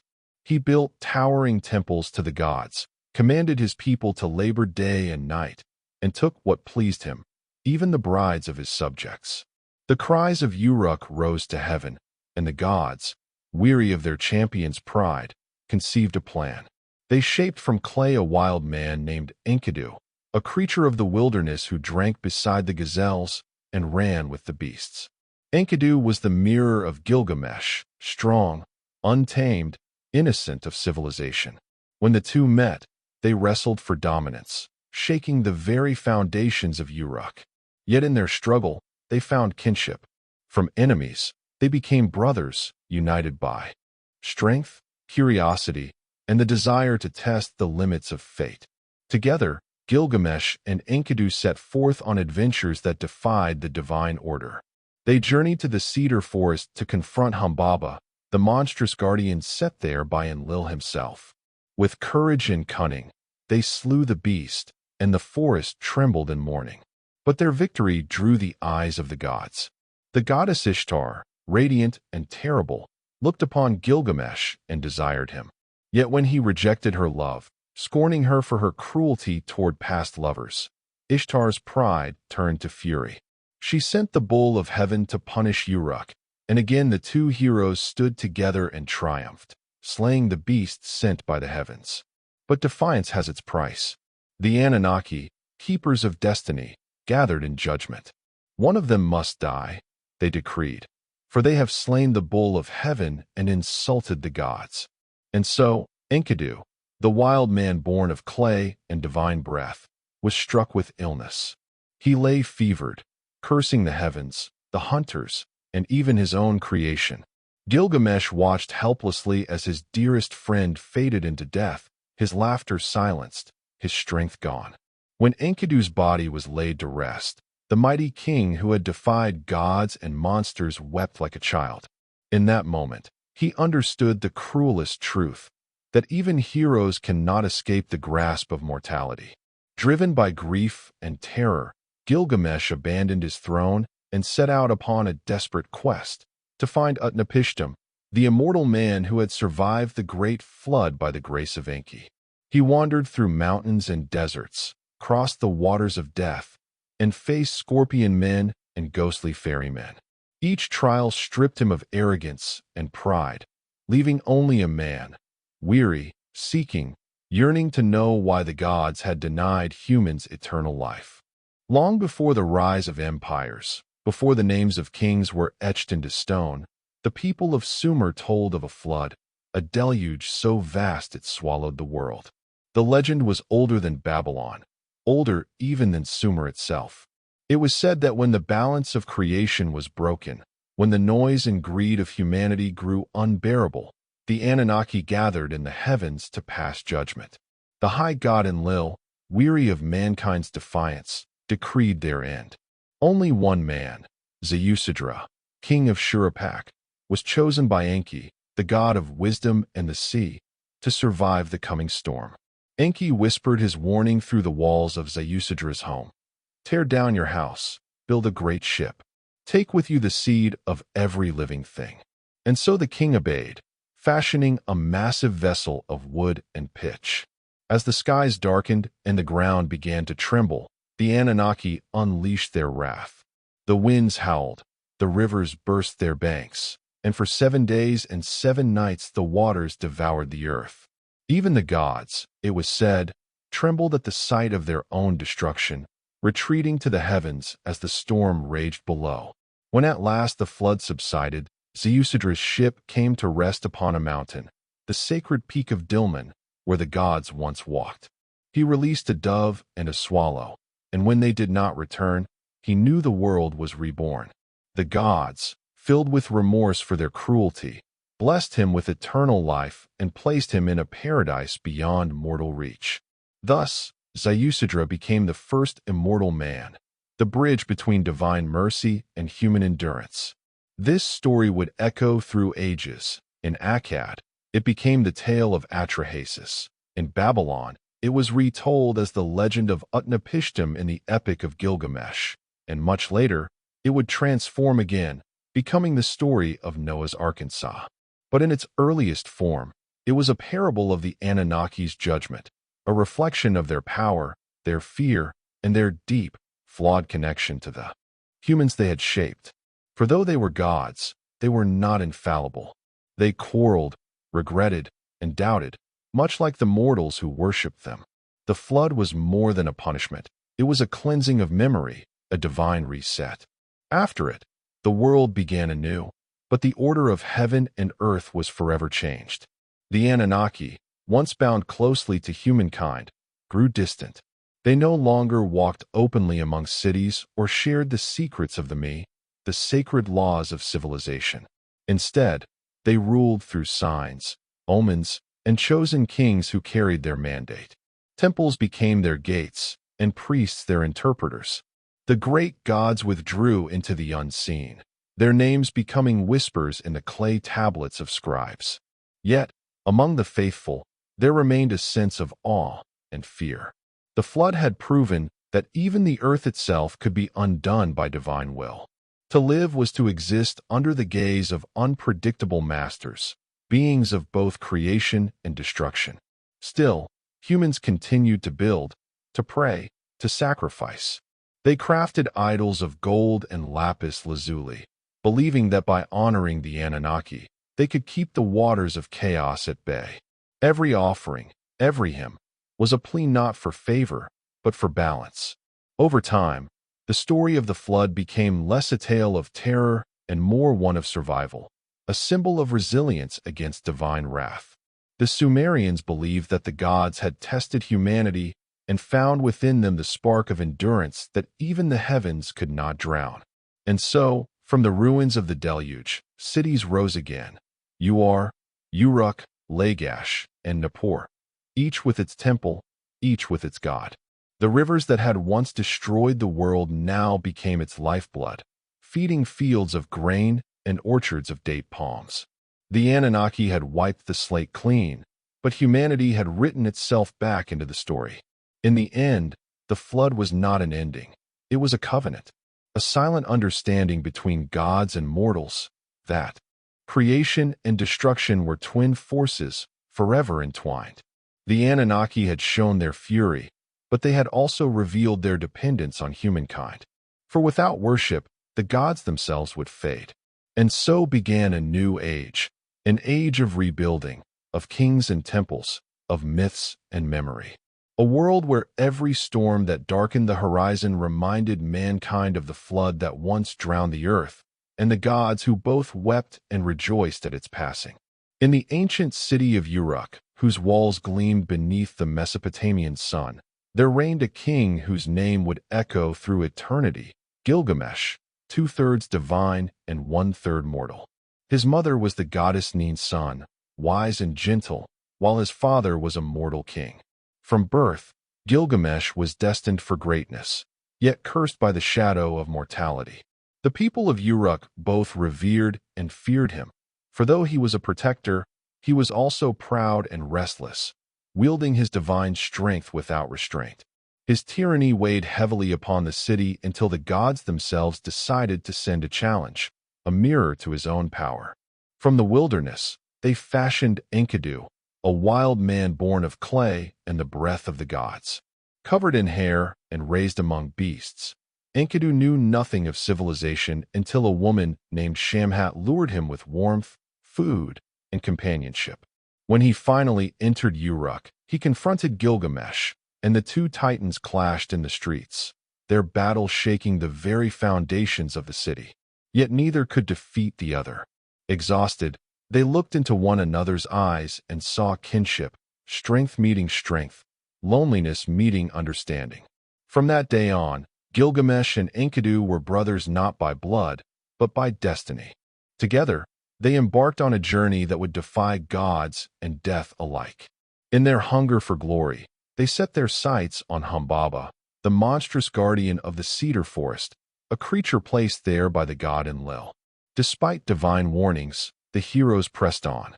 Their battle with Humbaba was fierce and terrible, but through courage and cunning, they struck him down. Yet victory came with a price. The gods were angered.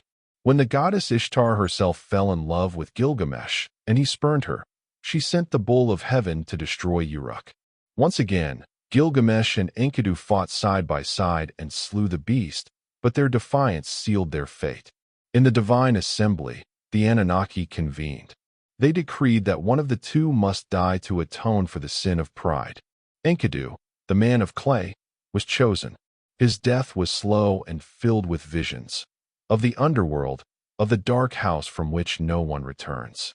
As his breath faded, he cursed the gods, the hunters, and even Shamhat, before realizing that life itself, however brief, was sacred. Gilgamesh wept bitterly for 7 days and nights, refusing to bury his friend, until the body decayed and the truth became unbearable. For the first time, the mighty king felt fear, not of monsters or gods, but of death. Thus began Gilgamesh's greatest journey, not of conquest, but of understanding. He left Uruk and wandered across deserts and mountains, searching for Utnapishtim, the immortal survivor of the Great Flood. He sought the secret of eternal life, the knowledge denied to all mortals. Along the way, he encountered scorpion men guarding the gates of the rising sun, crossed the waters of death, and listened to Siduri, the tavern keeper of the gods, who told him, when the gods created man, they allotted to him death, but life they retained in their own keeping. Fill your belly, be merry day and night. This too is wisdom. When Gilgamesh finally reached Utnapishtim, he pleaded for the secret of immortality. The old man told him of the flood, of divine wrath and mercy, and revealed that everlasting life was a gift never to be given again. Still, out of pity, Utnapishtim spoke of a plant, a thorny flower at the bottom of the sea that could restore youth. Gilgamesh dived into the deep and retrieved it, his heart soaring with triumph. But as he rested on his journey home, a serpent stole the plant while he slept, shedding its skin as it slithered away, a cruel symbol of renewal denied to man. Gilgamesh returned to Uruk, weary and wiser. He looked upon the towering walls his hands had built and finally understood. Immortality did not belong to flesh, but to deeds, to memory, to the stories that endure after death. The Anunnaki had not cursed humanity. They had given it purpose. To live knowing one must die is to live fully, fiercely, and meaningfully. And so, the legend of Gilgamesh became not just a tale of kings and gods, but the first great story of what it means to be human, to seek the eternal, to lose, to mourn, and to find peace and legacy. The Anunnaki's lesson was clear. Even the mightiest of men cannot escape death, but through courage and wisdom, they can touch eternity. In the heart of Sumer, where the temples of white stone gleamed under the sun, there lived a goddess whose beauty, power, and daring surpassed all others, Inanna, the queen of heaven and earth. Known to the Akkadians as Ishtar, she embodied love and war, creation and destruction, fertility and chaos, the very pulse of life itself. Her symbols, the lion and the 8-pointed star, adorned ziggurats and amulets across Mesopotamia, a reminder that passion and ambition could move even the gods. But Inanna's most haunting tale is not one of conquest or desire, but of death, and of the journey no living being was meant to return from. The story begins with a strange and solemn purpose. One day, Inanna decided to descend into the underworld, ruled by her sister Ereshkigal, the queen of the dead. No one knows exactly why she went, perhaps out of curiosity, pride, or the need to understand the dark half of creation. Some say she sought to extend her power to all realms, even the one beneath the earth. Others whisper she descended out of compassion, to share in the grief of her sister who ruled alone. Whatever her reason, Inanna clothed herself in her most divine regalia. The sacred symbols of authority, the crown, the lapis beads, the breastplate, and the robe of kingship. At each of the 7 gates of the underworld, however, she was forced to remove one item, leaving behind her power, her beauty, and her protection. By the time Inanna stood before Ereshkigal, she was naked, stripped of all glory, a mortal before death itself. The queen of the dead, pale and weeping, fixed her with a gaze colder than the stones of her realm. Inanna, ever proud, demanded a throne. But Ereshkigal's rage knew no bounds. She called upon the Anunnaki of the underworld, the 7 judges who decree the fate of all souls. With a single word, they struck Inanna down. Her body was hung on a hook, lifeless, a reminder that even the gods are not immune to the laws of death. Above, in the world of the living, the earth fell barren. Crops withered, the wombs of women closed, and the temples fell silent. The absence of Inanna, the essence of life and fertility, plunged creation into stillness. Her loyal servant, Ninshubur, wept and pleaded with the gods to intervene. At first, they turned away, fearing Ereshkigal's wrath. But the god Enki, the wise one, could not bear to see the balance undone. From the dirt under his fingernails, he fashioned 2 tiny beings, Korgara and Galater, neither male nor female, who could enter the underworld unnoticed. They descended into the shadowed realm, where Ereshkigal writhed in pain. They did not plead or demand. Instead, they listened. When she groaned, they groaned with her. When she cried, they cried too. Moved by their empathy, Ereshkigal's heart softened. She granted them a gift, any request within her power. And so they asked for the body of Inanna. Shocked but bound by her word, Ereshkigal gave it. The creatures sprinkled the food and water of life upon Inanna, and the goddess rose, shimmering like dawn breaking through night. But her freedom came at a cost. The law of the underworld demanded that no one who entered could leave without a replacement. The demons of the netherworld followed Inanna as she ascended, seeking one to take her place. She refused to give up those who had mourned for her, until she found Dumuzi, her husband, seated on his throne, clothed in finery, showing no grief. In rage, she pointed at him, and the demons seized him. Dumuzi was dragged down into the underworld, his cries echoing through the heavens. Yet even in her fury, Inanna's heart softened once more. She decreed that Dumuzi would not remain below forever. Instead, he would spend half the year in the underworld, while his sister Inanna took his place for the other half. And thus, the world learned the rhythm of life and death, of summer and winter, of decay and rebirth. The descent of Inanna is more than a myth. It is the oldest known story of resurrection, predating even the legends of Osiris and Christ.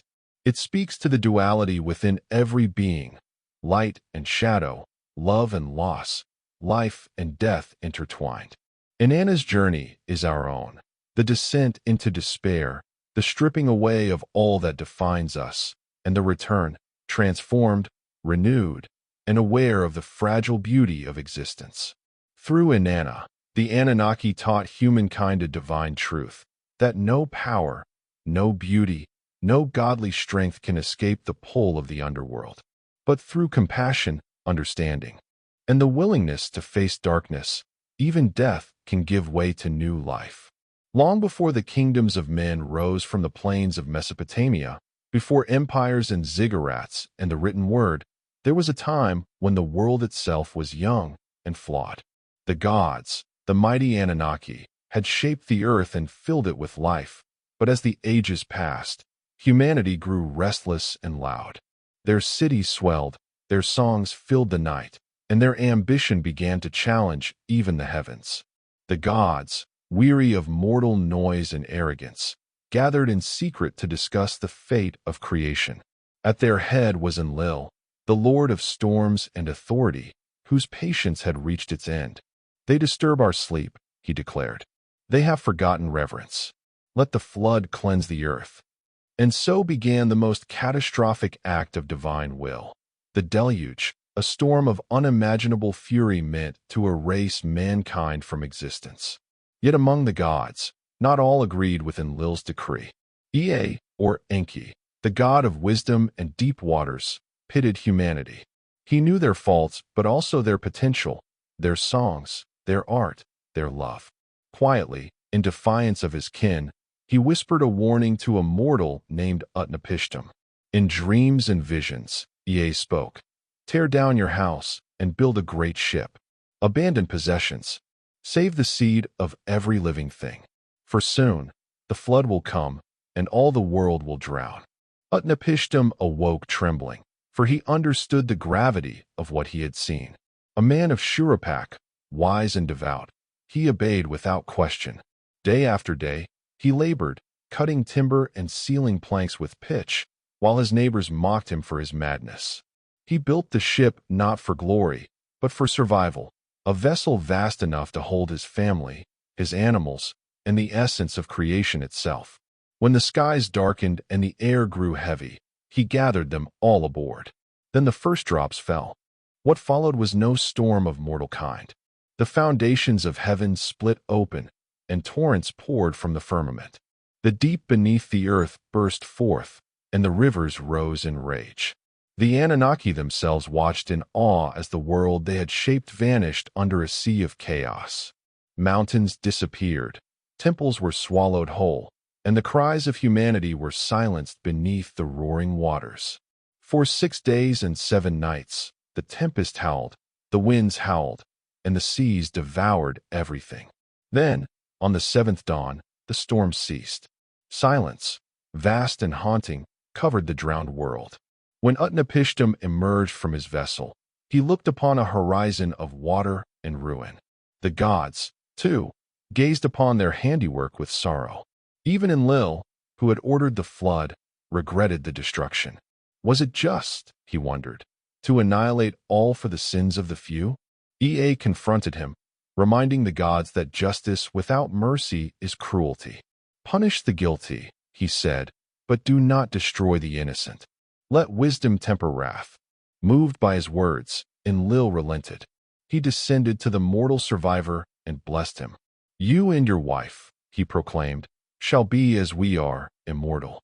You shall dwell at the mouth of the rivers, beyond the reach of death. Thus, Utnapishtim and his wife became the keepers of memory, guardians of a world reborn.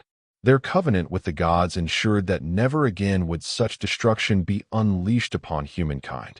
From the mud and ashes of the flood, the rivers withdrew, and life returned. The first sprigs of green pushed through the silt, the birds took flight once more, and the earth was cleansed but scarred. Humanity, reborn, would rebuild, humbler now, aware of their fragility beneath the gaze of heaven. This tale, older than the Bible, older even than the legends of Noah, is carved into the clay tablets of the Epic of Gilgamesh, preserved by the scribes of Babylon and Sumer. It speaks not merely of divine wrath, but of renewal, of the balance between destruction and mercy. The Anunnaki, in their cosmic wisdom, sought not to end creation but to remind it of reverence, to cleanse the arrogance that had grown in the hearts of men. In every culture that followed, from the Hebrews to the Greeks, from India to the Americas, echoes of this ancient flood resounded. The world, it seems, never forgot the day the gods drowned it in silence. But more importantly, it remembered the man who listened, who built, and who endured. Utnapishtim, the bridge between mortal and divine. The flood was not merely a punishment. It was a reset of destiny, a moment when chaos reclaimed order and humanity was granted a second chance. And though the waters receded, the lesson remained eternal. That power without wisdom leads to ruin, and that life, fragile yet enduring, always finds its way back into the light. In the shadow of ancient Uruk's towering walls, the story of Gilgamesh, king and demigod, began, a tale that intertwined the mortal and divine, echoing through millennia as one of humanity's oldest epics. Born of a mortal father and a goddess mother, Gilgamesh was 2/3 divine and 1/3 human, a ruler of unmatched strength and restless ambition. Under his reign, Uruk flourished, its temples gleaming beneath the Mesopotamian sun, yet the people feared their king's pride. His heart, swollen with power, sought glory beyond mortal limits, and the gods watched closely, for they knew that such hunger often led men to ruin. The Anunnaki, ever the stewards of cosmic balance, convened to humble him. From clay and divine breath, they fashioned Enkidu, a wild man of the steppe, a mirror to Gilgamesh's might, but grounded in nature's simplicity. For a time, Enkidu roamed with the beasts, innocent of civilization, until the touch of a temple maiden drew him toward the city and its king. Their meeting was fierce, a clash of equals that shook the walls of Uruk. But out of struggle came friendship. Together, Gilgamesh and Enkidu forged a bond stronger than iron, and in that companionship, the gods saw a spark of redemption. Yet, as mortals, and even demigods often do, they sought to test the limits of heaven. Together, they ventured to the cedar forest, guarded by Humbaba, the monstrous servant of Enlil. There, the air was thick with sacred power, and each tree whispered the breath of the gods. Defying divine decree, the heroes slew Humbaba, cutting down the cedars and claiming glory for Uruk. But such defiance came at a cost. The goddess Ishtar, spurned by Gilgamesh's arrogance when she offered him her love, unleashed the bull of heaven, a beast of famine and fury. Once more, the two companions triumphed, but their victory rang hollow. For in the heavens above, the Anunnaki had grown silent, and their judgment was forming. Soon, a shadow fell upon Enkidu. Struck by illness sent from the gods, he wasted away, cursing his fate. As his friend wept beside him, the strength of kingship crumbled into the fragility of humanity. When Enkidu died, Gilgamesh felt for the first time the true weight of mortality. His laughter ceased, his throne grew cold, and his heart turned to dust. In despair, he abandoned his city and began a desperate quest to find Utnapishtim, the immortal survivor of the Great Flood, and learn the secret of eternal life. The journey carried him across deserts and mountains, through lands haunted by scorpion men and rivers of death. He traveled to the edge of the world, where the sun rose each dawn, and finally, beyond the waters of mortality, he found the Ancient One. Utnapishtim, serene and timeless, listened to the weeping king and smiled sadly. "Gilgamesh," he said, "there is no permanence. The gods allotted death to man, but they kept life for themselves." He told the story of the flood, of divine wrath and renewal, and revealed that immortality was not found in endless breath, but in the legacy of one's deeds. Still, Utnapishtim, moved by Gilgamesh's grief, offered him a chance. At the bottom of the deep lies a plant of rejuvenation. Retrieve it, and youth will return. With newfound hope, the king dove into the abyss and seized the thorny blossom of eternal renewal. But on his journey home, as he rested by a spring, a serpent rose from the waters and stole the plant, shedding its skin as a symbol of rebirth. Gilgamesh watched helplessly, realizing that the gods had spoken. Immortality was never meant for flesh and bone. When he returned to Uruk, weary but wiser, he gazed upon its walls, the same walls that had once been his prison of pride. "Behold," he said, "this is my kingdom. This is what endures." His story, carved into clay tablets and guarded by time, became the voice of all humanity's longing, for meaning, for remembrance, for defiance against oblivion. In the silence of the ages that followed, the Anunnaki watched. Through Gilgamesh, they saw the truth of their own design, that the greatness of humankind lay not in escaping death, but in creating something that lived beyond it. And so, through myth and memory, the king of Uruk achieved what no mortal had before. He became immortal in story. The epic, a tapestry of love, loss, and divine reckoning, remains one of humanity's first reflections on mortality. The gods, for all their might, envied that spark within men, the yearning to strive, to build, to remember. And so, even as the Anunnaki faded into legend, the echo of Gilgamesh's footsteps across the dust of time whispered their eternal lesson, that life, fleeting as it is, holds the only true immortality worth seeking. In the beginning, before kings wore crowns and cities had names, there was Anu, the father of the heavens, the highest of all gods. From his throne above the vault of the sky, he ruled with silent authority over the great assembly of the Anunnaki, those celestial beings who governed the world below. His realm was one of light and distance, untouchable by mortal hands, where the stars themselves were said to be his messengers, glimmering with the rhythm of his command. From him descended order, fate, and the divine right that would shape both gods and kings. His gaze spanned eternity, yet his will was often veiled, carried out through his sons and lesser deities who moved across the earth and sky. Among those divine heirs stood Enlil, the lord of wind and storm, a god of both creation and destruction. Where Anu was distant, Enlil was force, a tempest given form, shaping mountains, rivers, and destinies with his breath. It was Enlil who separated heaven from earth, setting in motion the great cycle of time and existence. His domain was the air between sky and soil, the realm of unseen power where life stirred and kingdoms rose.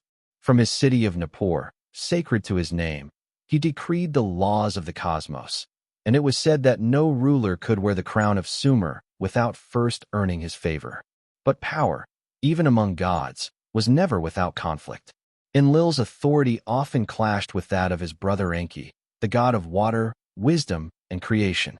Enki was the keeper of the Abzu, the deep subterranean ocean that birthed life.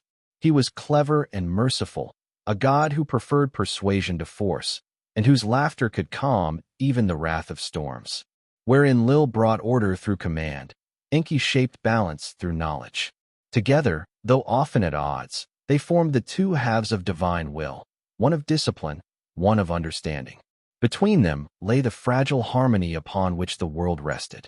Anu, observing from the heavens, allowed this tension to persist, for he knew that through conflict came creation. The hierarchy of the gods was not fixed. It was alive, shifting with the tides of fate.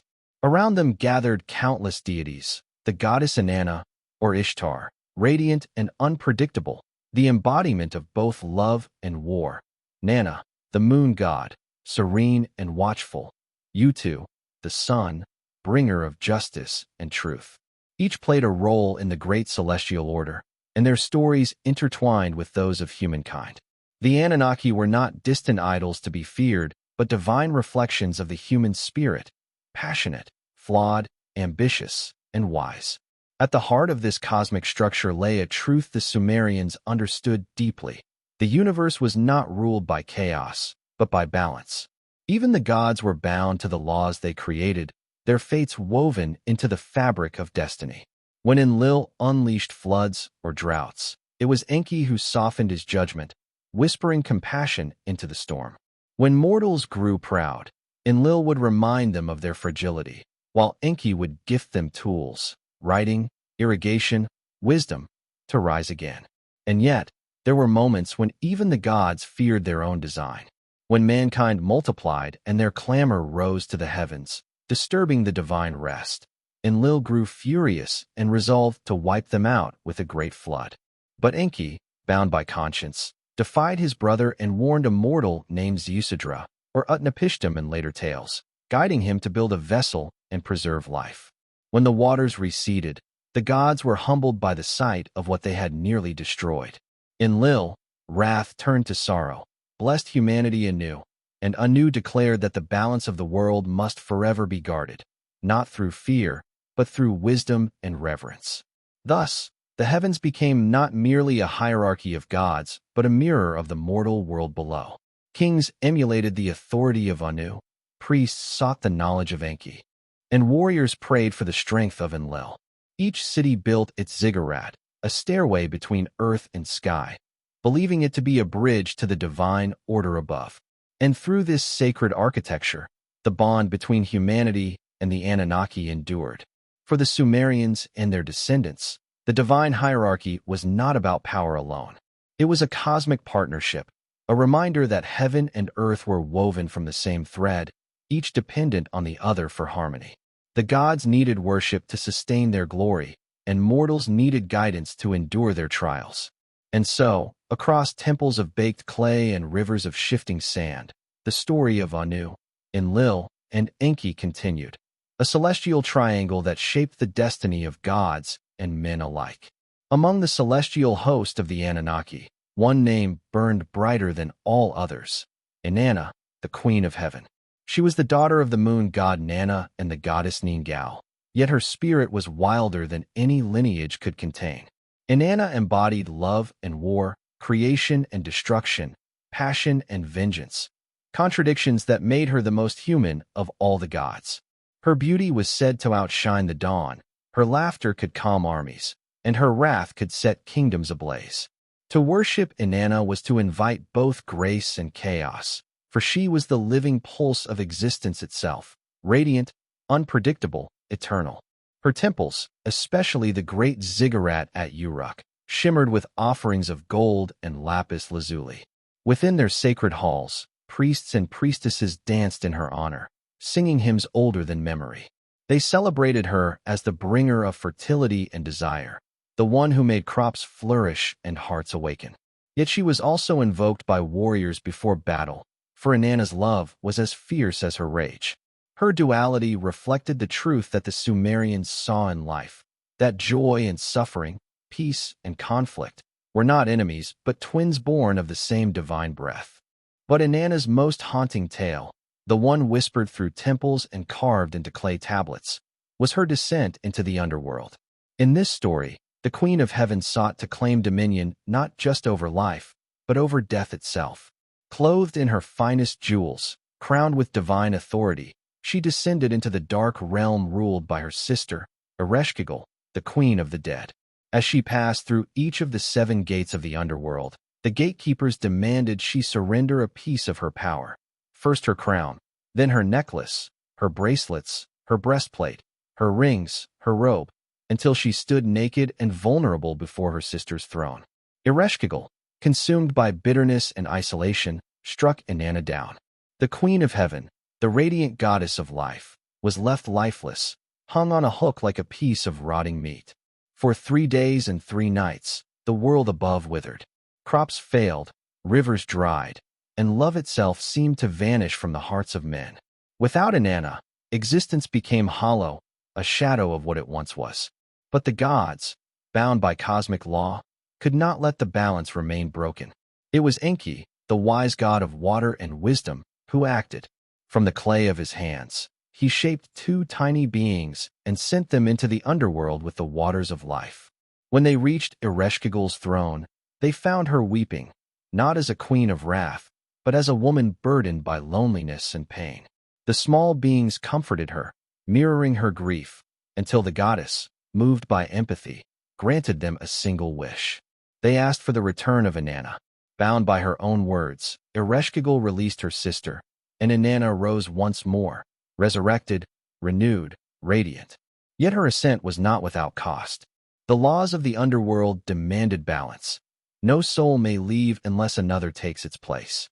As Inanna emerged into the sunlight, the demons of the underworld followed her, demanding a substitute. Long before mankind walked the earth, before rivers had names and kings wore crowns, there was Enki, the god of the deep waters, the Abzu, the vast underground ocean that nourished all life. To the Sumerians, he was the architect of existence, the divine engineer who shaped creation not through fire or thunder, but through knowledge and understanding. Where his brother Enlil ruled with authority, Enki guided with reason. He was the bringer of wisdom, of balance, and of mercy. His laughter, it was said, caused rivers to flow, and his tears brought the rains that gave life to the parched lands. The story of creation began not in the heavens, but beneath the earth, in the sacred waters of the Abzu. Enki, looking upon the barren world, saw potential hidden within its clay. From that clay he molded the first humans, fragile, imperfect, yet filled with purpose. But mankind was not born of divine will alone. Enki worked with Ninhursag, the great mother goddess, the womb of the earth herself. Together, they shaped humanity as caretakers of creation, not slaves, but stewards meant to share in the divine order. Yet, as the stories tell, not all the gods agreed. The labor of the world, tending the fields, digging the canals, raising temples, had once fallen to the Igigi, the younger gods. Weary and burdened, they rebelled against their masters, refusing to work. The heavens trembled with their cries of defiance, and for the first time, even the Anunnaki knew unrest. It was then that Enki proposed a solution, to create a new being, one who would bear the tasks of the gods while sharing in their divine essence. From the sacred clay, Enki mixed the blood of a slain god, a sacrifice to bind heaven and earth. The result was humanity, Adamu, the first of mankind. Born of clay and spirit, humans were both mortal and divine, capable of suffering, yet blessed with creativity and will. When the breath of life entered their lungs, the world changed forever. The rivers shimmered brighter, the wind carried new songs, and the gods beheld their reflection in the eyes of humankind. But with this gift came danger. Enki's compassion often led him to act against the decrees of the higher gods. When humanity struggled, Enki taught them the secrets of agriculture, writing, and medicine. He gave them fire, tools, and the power to build cities and temples. He whispered the hidden patterns of the stars to their priests and showed their kings the laws of balance and justice. Through him, humanity learned to create, to question, and to dream. Enlil, however, saw in this gift a threat. He believed mankind was growing too bold, their prayers too loud, their ambition too great. The balance between divine and mortal worlds began to waver. In anger, Enlil sent droughts, storms, and plagues to humble humanity. But each time, Enki intervened, guiding the people through wisdom and ingenuity. When the rivers ran dry, he taught them to dig canals. When disease spread, he revealed the healing herbs hidden in the marshes.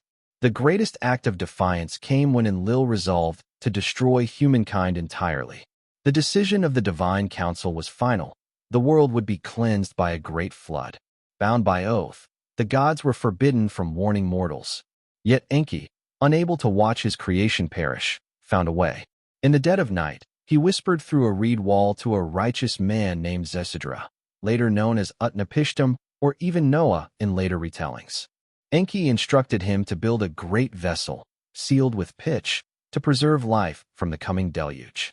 When the flood came, the heavens wept and the earth trembled. For 7 days and 7 nights, waters consumed the land, erasing all trace of civilization. The gods, witnessing their creation's destruction, were filled with regret. Even Enlil's wrath gave way to sorrow.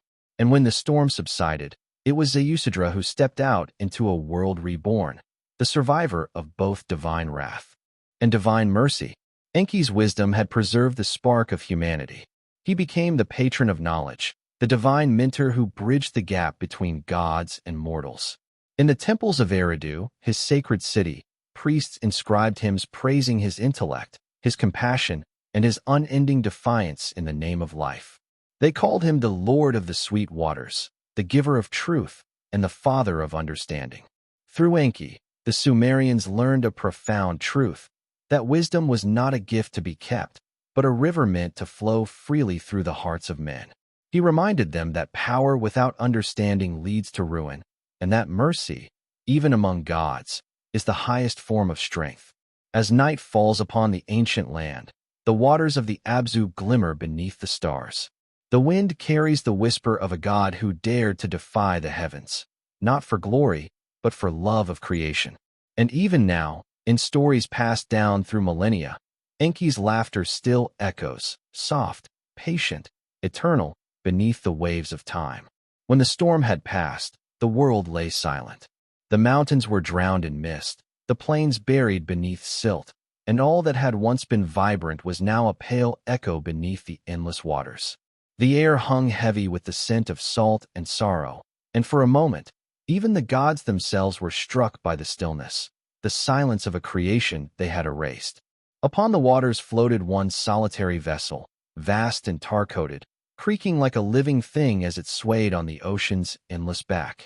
Within it, Zeusidra, the last man, knelt in darkness, his hands trembling as he whispered prayers into the void. His breath was the only human sound left in existence. Around him, the world had ended. High in the heavens, the divine council gathered once more. The flood had done its work, and yet, instead of triumph, a deep unease rippled through the ranks of the Anunnaki. The goddess Ninhursag, mother of all living things, wept for. Ninhursag lifted her eyes and spoke a blessing. Let this remnant of mankind endure. Let the rivers flow, let the fields bloom, and let their voices rise again to the heavens. Even Enlil, who had sought to cleanse the earth, bowed his head at last. No more floods, he vowed. Let the order of heaven and earth be bound by covenant, not wrath. Thus began the covenant of renewal, a promise written not in stone, but in the very rhythms of nature. Enki shaped the rivers once more, guiding them through the plains to bring fertility back to the land. He taught Zeusidra the sacred rituals to honor both creation and restraint, to ensure that mankind would remember both the mercy and the fury of the gods. Ziusadra was granted immortality, not as a ruler, but as a guardian. He was taken to dwell beyond the river mouths, in a hidden place where the sun meets the sea. There, he became the keeper of memory, the witness. As the floodwaters receded and the first green shoots pierced the mud of the newborn earth, Ziusadra stood at the edge of the sea, the place where the world of men met the realm of the gods. The air was thick with the scent of salt and renewal, and before him stretched an ocean that shimmered like molten bronze beneath the sun. Behind him lay the ruins of the old world, silent and ghostly, the graves of empires swallowed by time. The gods had spared him not for glory, but for remembrance. His immortality was not a gift of power, but of purpose, to be the keeper of memory, the eternal witness to both divine wrath and mercy. Enki appeared before him, not in thunder or flame, but as a figure robed in light that rippled like the surface of deep water. His voice carried the calm gravity of the abyss. "Ziusadra," he said, "you have seen the world end and begin anew. You have known both despair and deliverance. From this day forward, you shall walk between the realms, the bridge between mortal and divine. You will remember all that was, so that mankind will not forget." Ziusadra bowed low, his heart heavy with the weight of eternity. He had lost his kin, his home, his people, yet the gods had bound his grief into duty. The winds carried whispers of voices long gone, the echoes of laughter drowned by waves, the songs of temples buried in silt. He would remember them all. For as long as he endured, humanity's story would not be lost to the dark. The goddess Ninhursag appeared beside Enki, her eyes glistening with compassion. "From your seed," she said, "new nations will rise. Your memory will be their fire in the cold of forgetfulness. And though the gods may fade, the memory of what we were shall live through you." She touched his brow, and a warmth flowed through him, not of blood, but of divine remembrance. From that moment, Ziusadra could hear the earth's whisper, the hum of roots beneath soil, the pulse of rivers, the sigh of mountains as they drank the rain. The world itself had become a living scripture, and he its guardian. He journeyed eastward, guided by a great eagle, a messenger of Utu, the sun god, across vast plains and along the banks of the newly reborn Euphrates. Wherever he walked, the earth seemed to breathe again. Grass sprouted from barren ground, and the first herds returned to the plains. In villages of mud brick and reed, survivors began to rebuild, drawn by a mysterious presence, a traveler with eyes that reflected the dawn. To them, he spoke not of gods and punishment, but of renewal. The flood, he told them, was not the end, but a cleansing, a breath before a new beginning. Honor the earth, honor the gods, and remember. Generations passed, and the name of Ziusadra became legend, then myth. Some called him Utnapishtim, others Atrahasis. His tale spread from Sumer to Babylon, from the deserts of Akkad to the mountains of Armenia. In time, he became a symbol of hope, a whisper that no matter how many times the world drowned in chaos, there would always be one who remembered. High in a sacred place, beyond the river mouths, Ziusadra built a temple of stone and seashell, where the waves sang against the pillars like a choir of time. There, he recorded the words of the gods upon tablets of lapis lazuli, the blue of heaven trapped in stone. He carved the story of beginnings and endings, of the first kings, and the flood that reset the world. He inscribed the laws of Enki, the wisdom of Ninhursag, and the promises of Enlil. The tablets glowed faintly in the dark, as if lit by starlight from within. Sometimes, when the night grew still and the horizon blurred into the stars, Ziusadra would gaze into the sea and see reflections not of himself, but of worlds yet to come, empires rising, cities burning, and new faiths born from old myths. He saw the echo of his story carried forward, transformed and retold in tongues unborn. And in that reflection, he smiled. For he understood then the secret of his immortality, that memory, not flesh, is what endures. And so long as the story of the gods and men was told, the Anunnaki would never truly fade, nor would the keeper who watched over their legacy.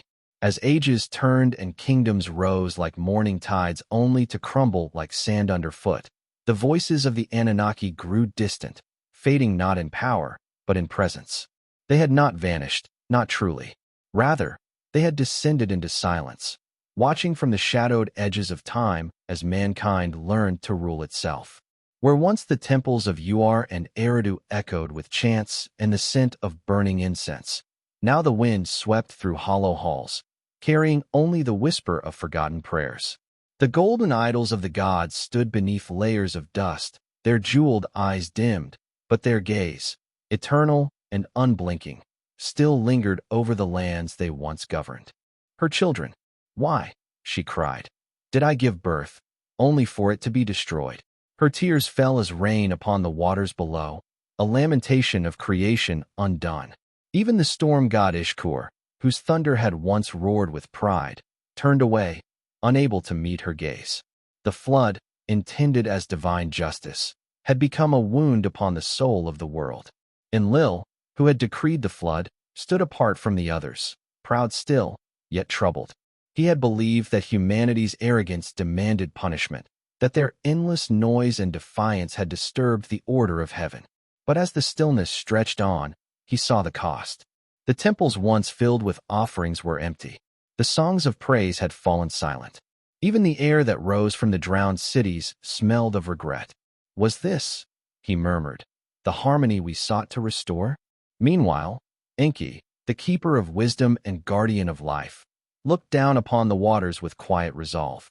His act of disobedience, warning Zeusidra, had preserved the seed of creation. And now, as the world waited for rebirth, he prepared to speak the words that would change the fate of gods and men forever. The storm ceased. The winds fell still. On the seventh day, sunlight pierced the clouds like a golden spear. The waters began to recede, and the ark settled upon the peak of Mount Nimish. When Zeusidra stepped out into the new world, the silence broke. The earth exhaled, the sky cleared, and the first bird, a dove, rose from his hand and vanished into the horizon. He built an altar and lit a fire, offering the first incense to the gods who had spared him. The smoke rose into the heavens, carrying with it the fragrance of life renewed. The scent reached the divine assembly. The gods gathered, drawn by its sweetness. They inhaled deeply, and their hearts softened. The goddess Inanna, radiant and fierce, declared that no longer would destruction rule the hearts of the divine. Meanwhile, Zeusidra's temple at the edge of the sea stood as a beacon for seekers.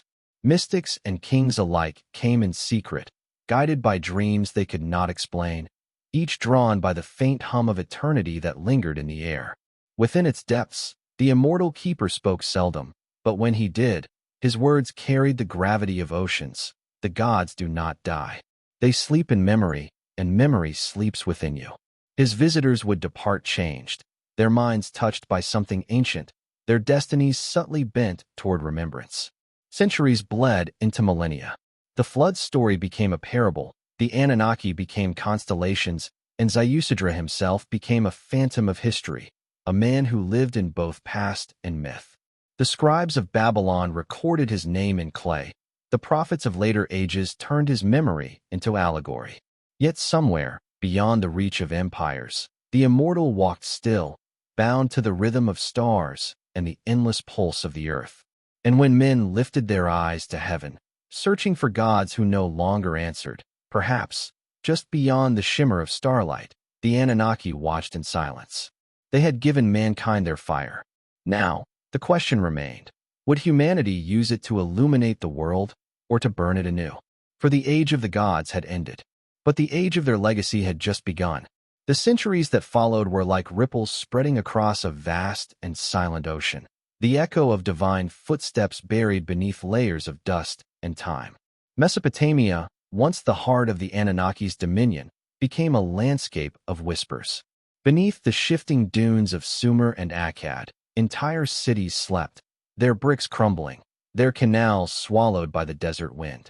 Yet every fragment, every shard of pottery, every inscription in cuneiform still pulsed faintly with the memory of gods. It was as though the land itself remembered, even when the people had forgotten. In the ruins of Nippur, long after priests had ceased their chants to Enlil, a traveler paused beside the remnants of an altar. There he found carvings of winged beings, tall, majestic, eyes wide with cosmic awareness. Their hands held rods and rings, symbols of divine authority. He traced the lines with trembling fingers and felt something, a presence, like the hum of energy beneath stone. It was said that when the wind passed through those ruins, it carried with it the voices of the old gods, faint but unmistakable, like echoes of thunder rolling from the deep. As human empires rose and fell, the legends of the Anunnaki transformed into myths and mysteries. The Babylonians told of gods who once ruled from heaven, who decreed the fates of kings and the cycles of stars. The Assyrians sculpted colossal guardians, Lamassu, part bull, part eagle, part man, meant to protect the mortal realm from chaos. To the Persians, they were the ancient beings who taught civilization before retreating into the heavens. And to the Greeks, they became echoes of titans, the forgotten rulers before Zeus. The names changed, but the stories aligned, tracing back to the same origin, the divine visitors who shaped mankind's destiny. Millennia later, scholars and explorers would uncover these ancient ruins once more. Beneath the cracked earth, they found tablets inscribed with the myths of creation and flood, of gods descending from the sky, and of a time when mortals walked beside them. Each discovery deepened the mystery. Who were these beings, truly? Were they only symbols, personifications of nature and order, or something more tangible, more terrifying? The truth, perhaps, lay in the subtle thread connecting all of it. The uncanny precision of the ancient astronomers, the inexplicable architectural feats, the sudden leaps in human knowledge. It was as though someone had lifted the veil of ignorance and whispered the secrets of the cosmos into mankind's ear. And when that whisper ended, humanity was left to chase its echo through time. In the distant silence of the desert night, when stars glimmered above the empty plains of Mesopotamia, the air itself seemed to vibrate with the weight of history. Shepherds claimed to see faint figures walking the dunes, tall, radiant, watching. Some said they were the spirits of the old kings. Others believed they were the Anunnaki returning, drawn by the sound of human prayer once more reaching for the heavens. And perhaps they were. For though temples crumble and empires turn to dust, belief, that ancient fire, never truly dies. It merely changes form. And somewhere, in the endless space between earth and sky, the gods who shaped humanity still waited, patient as the stars.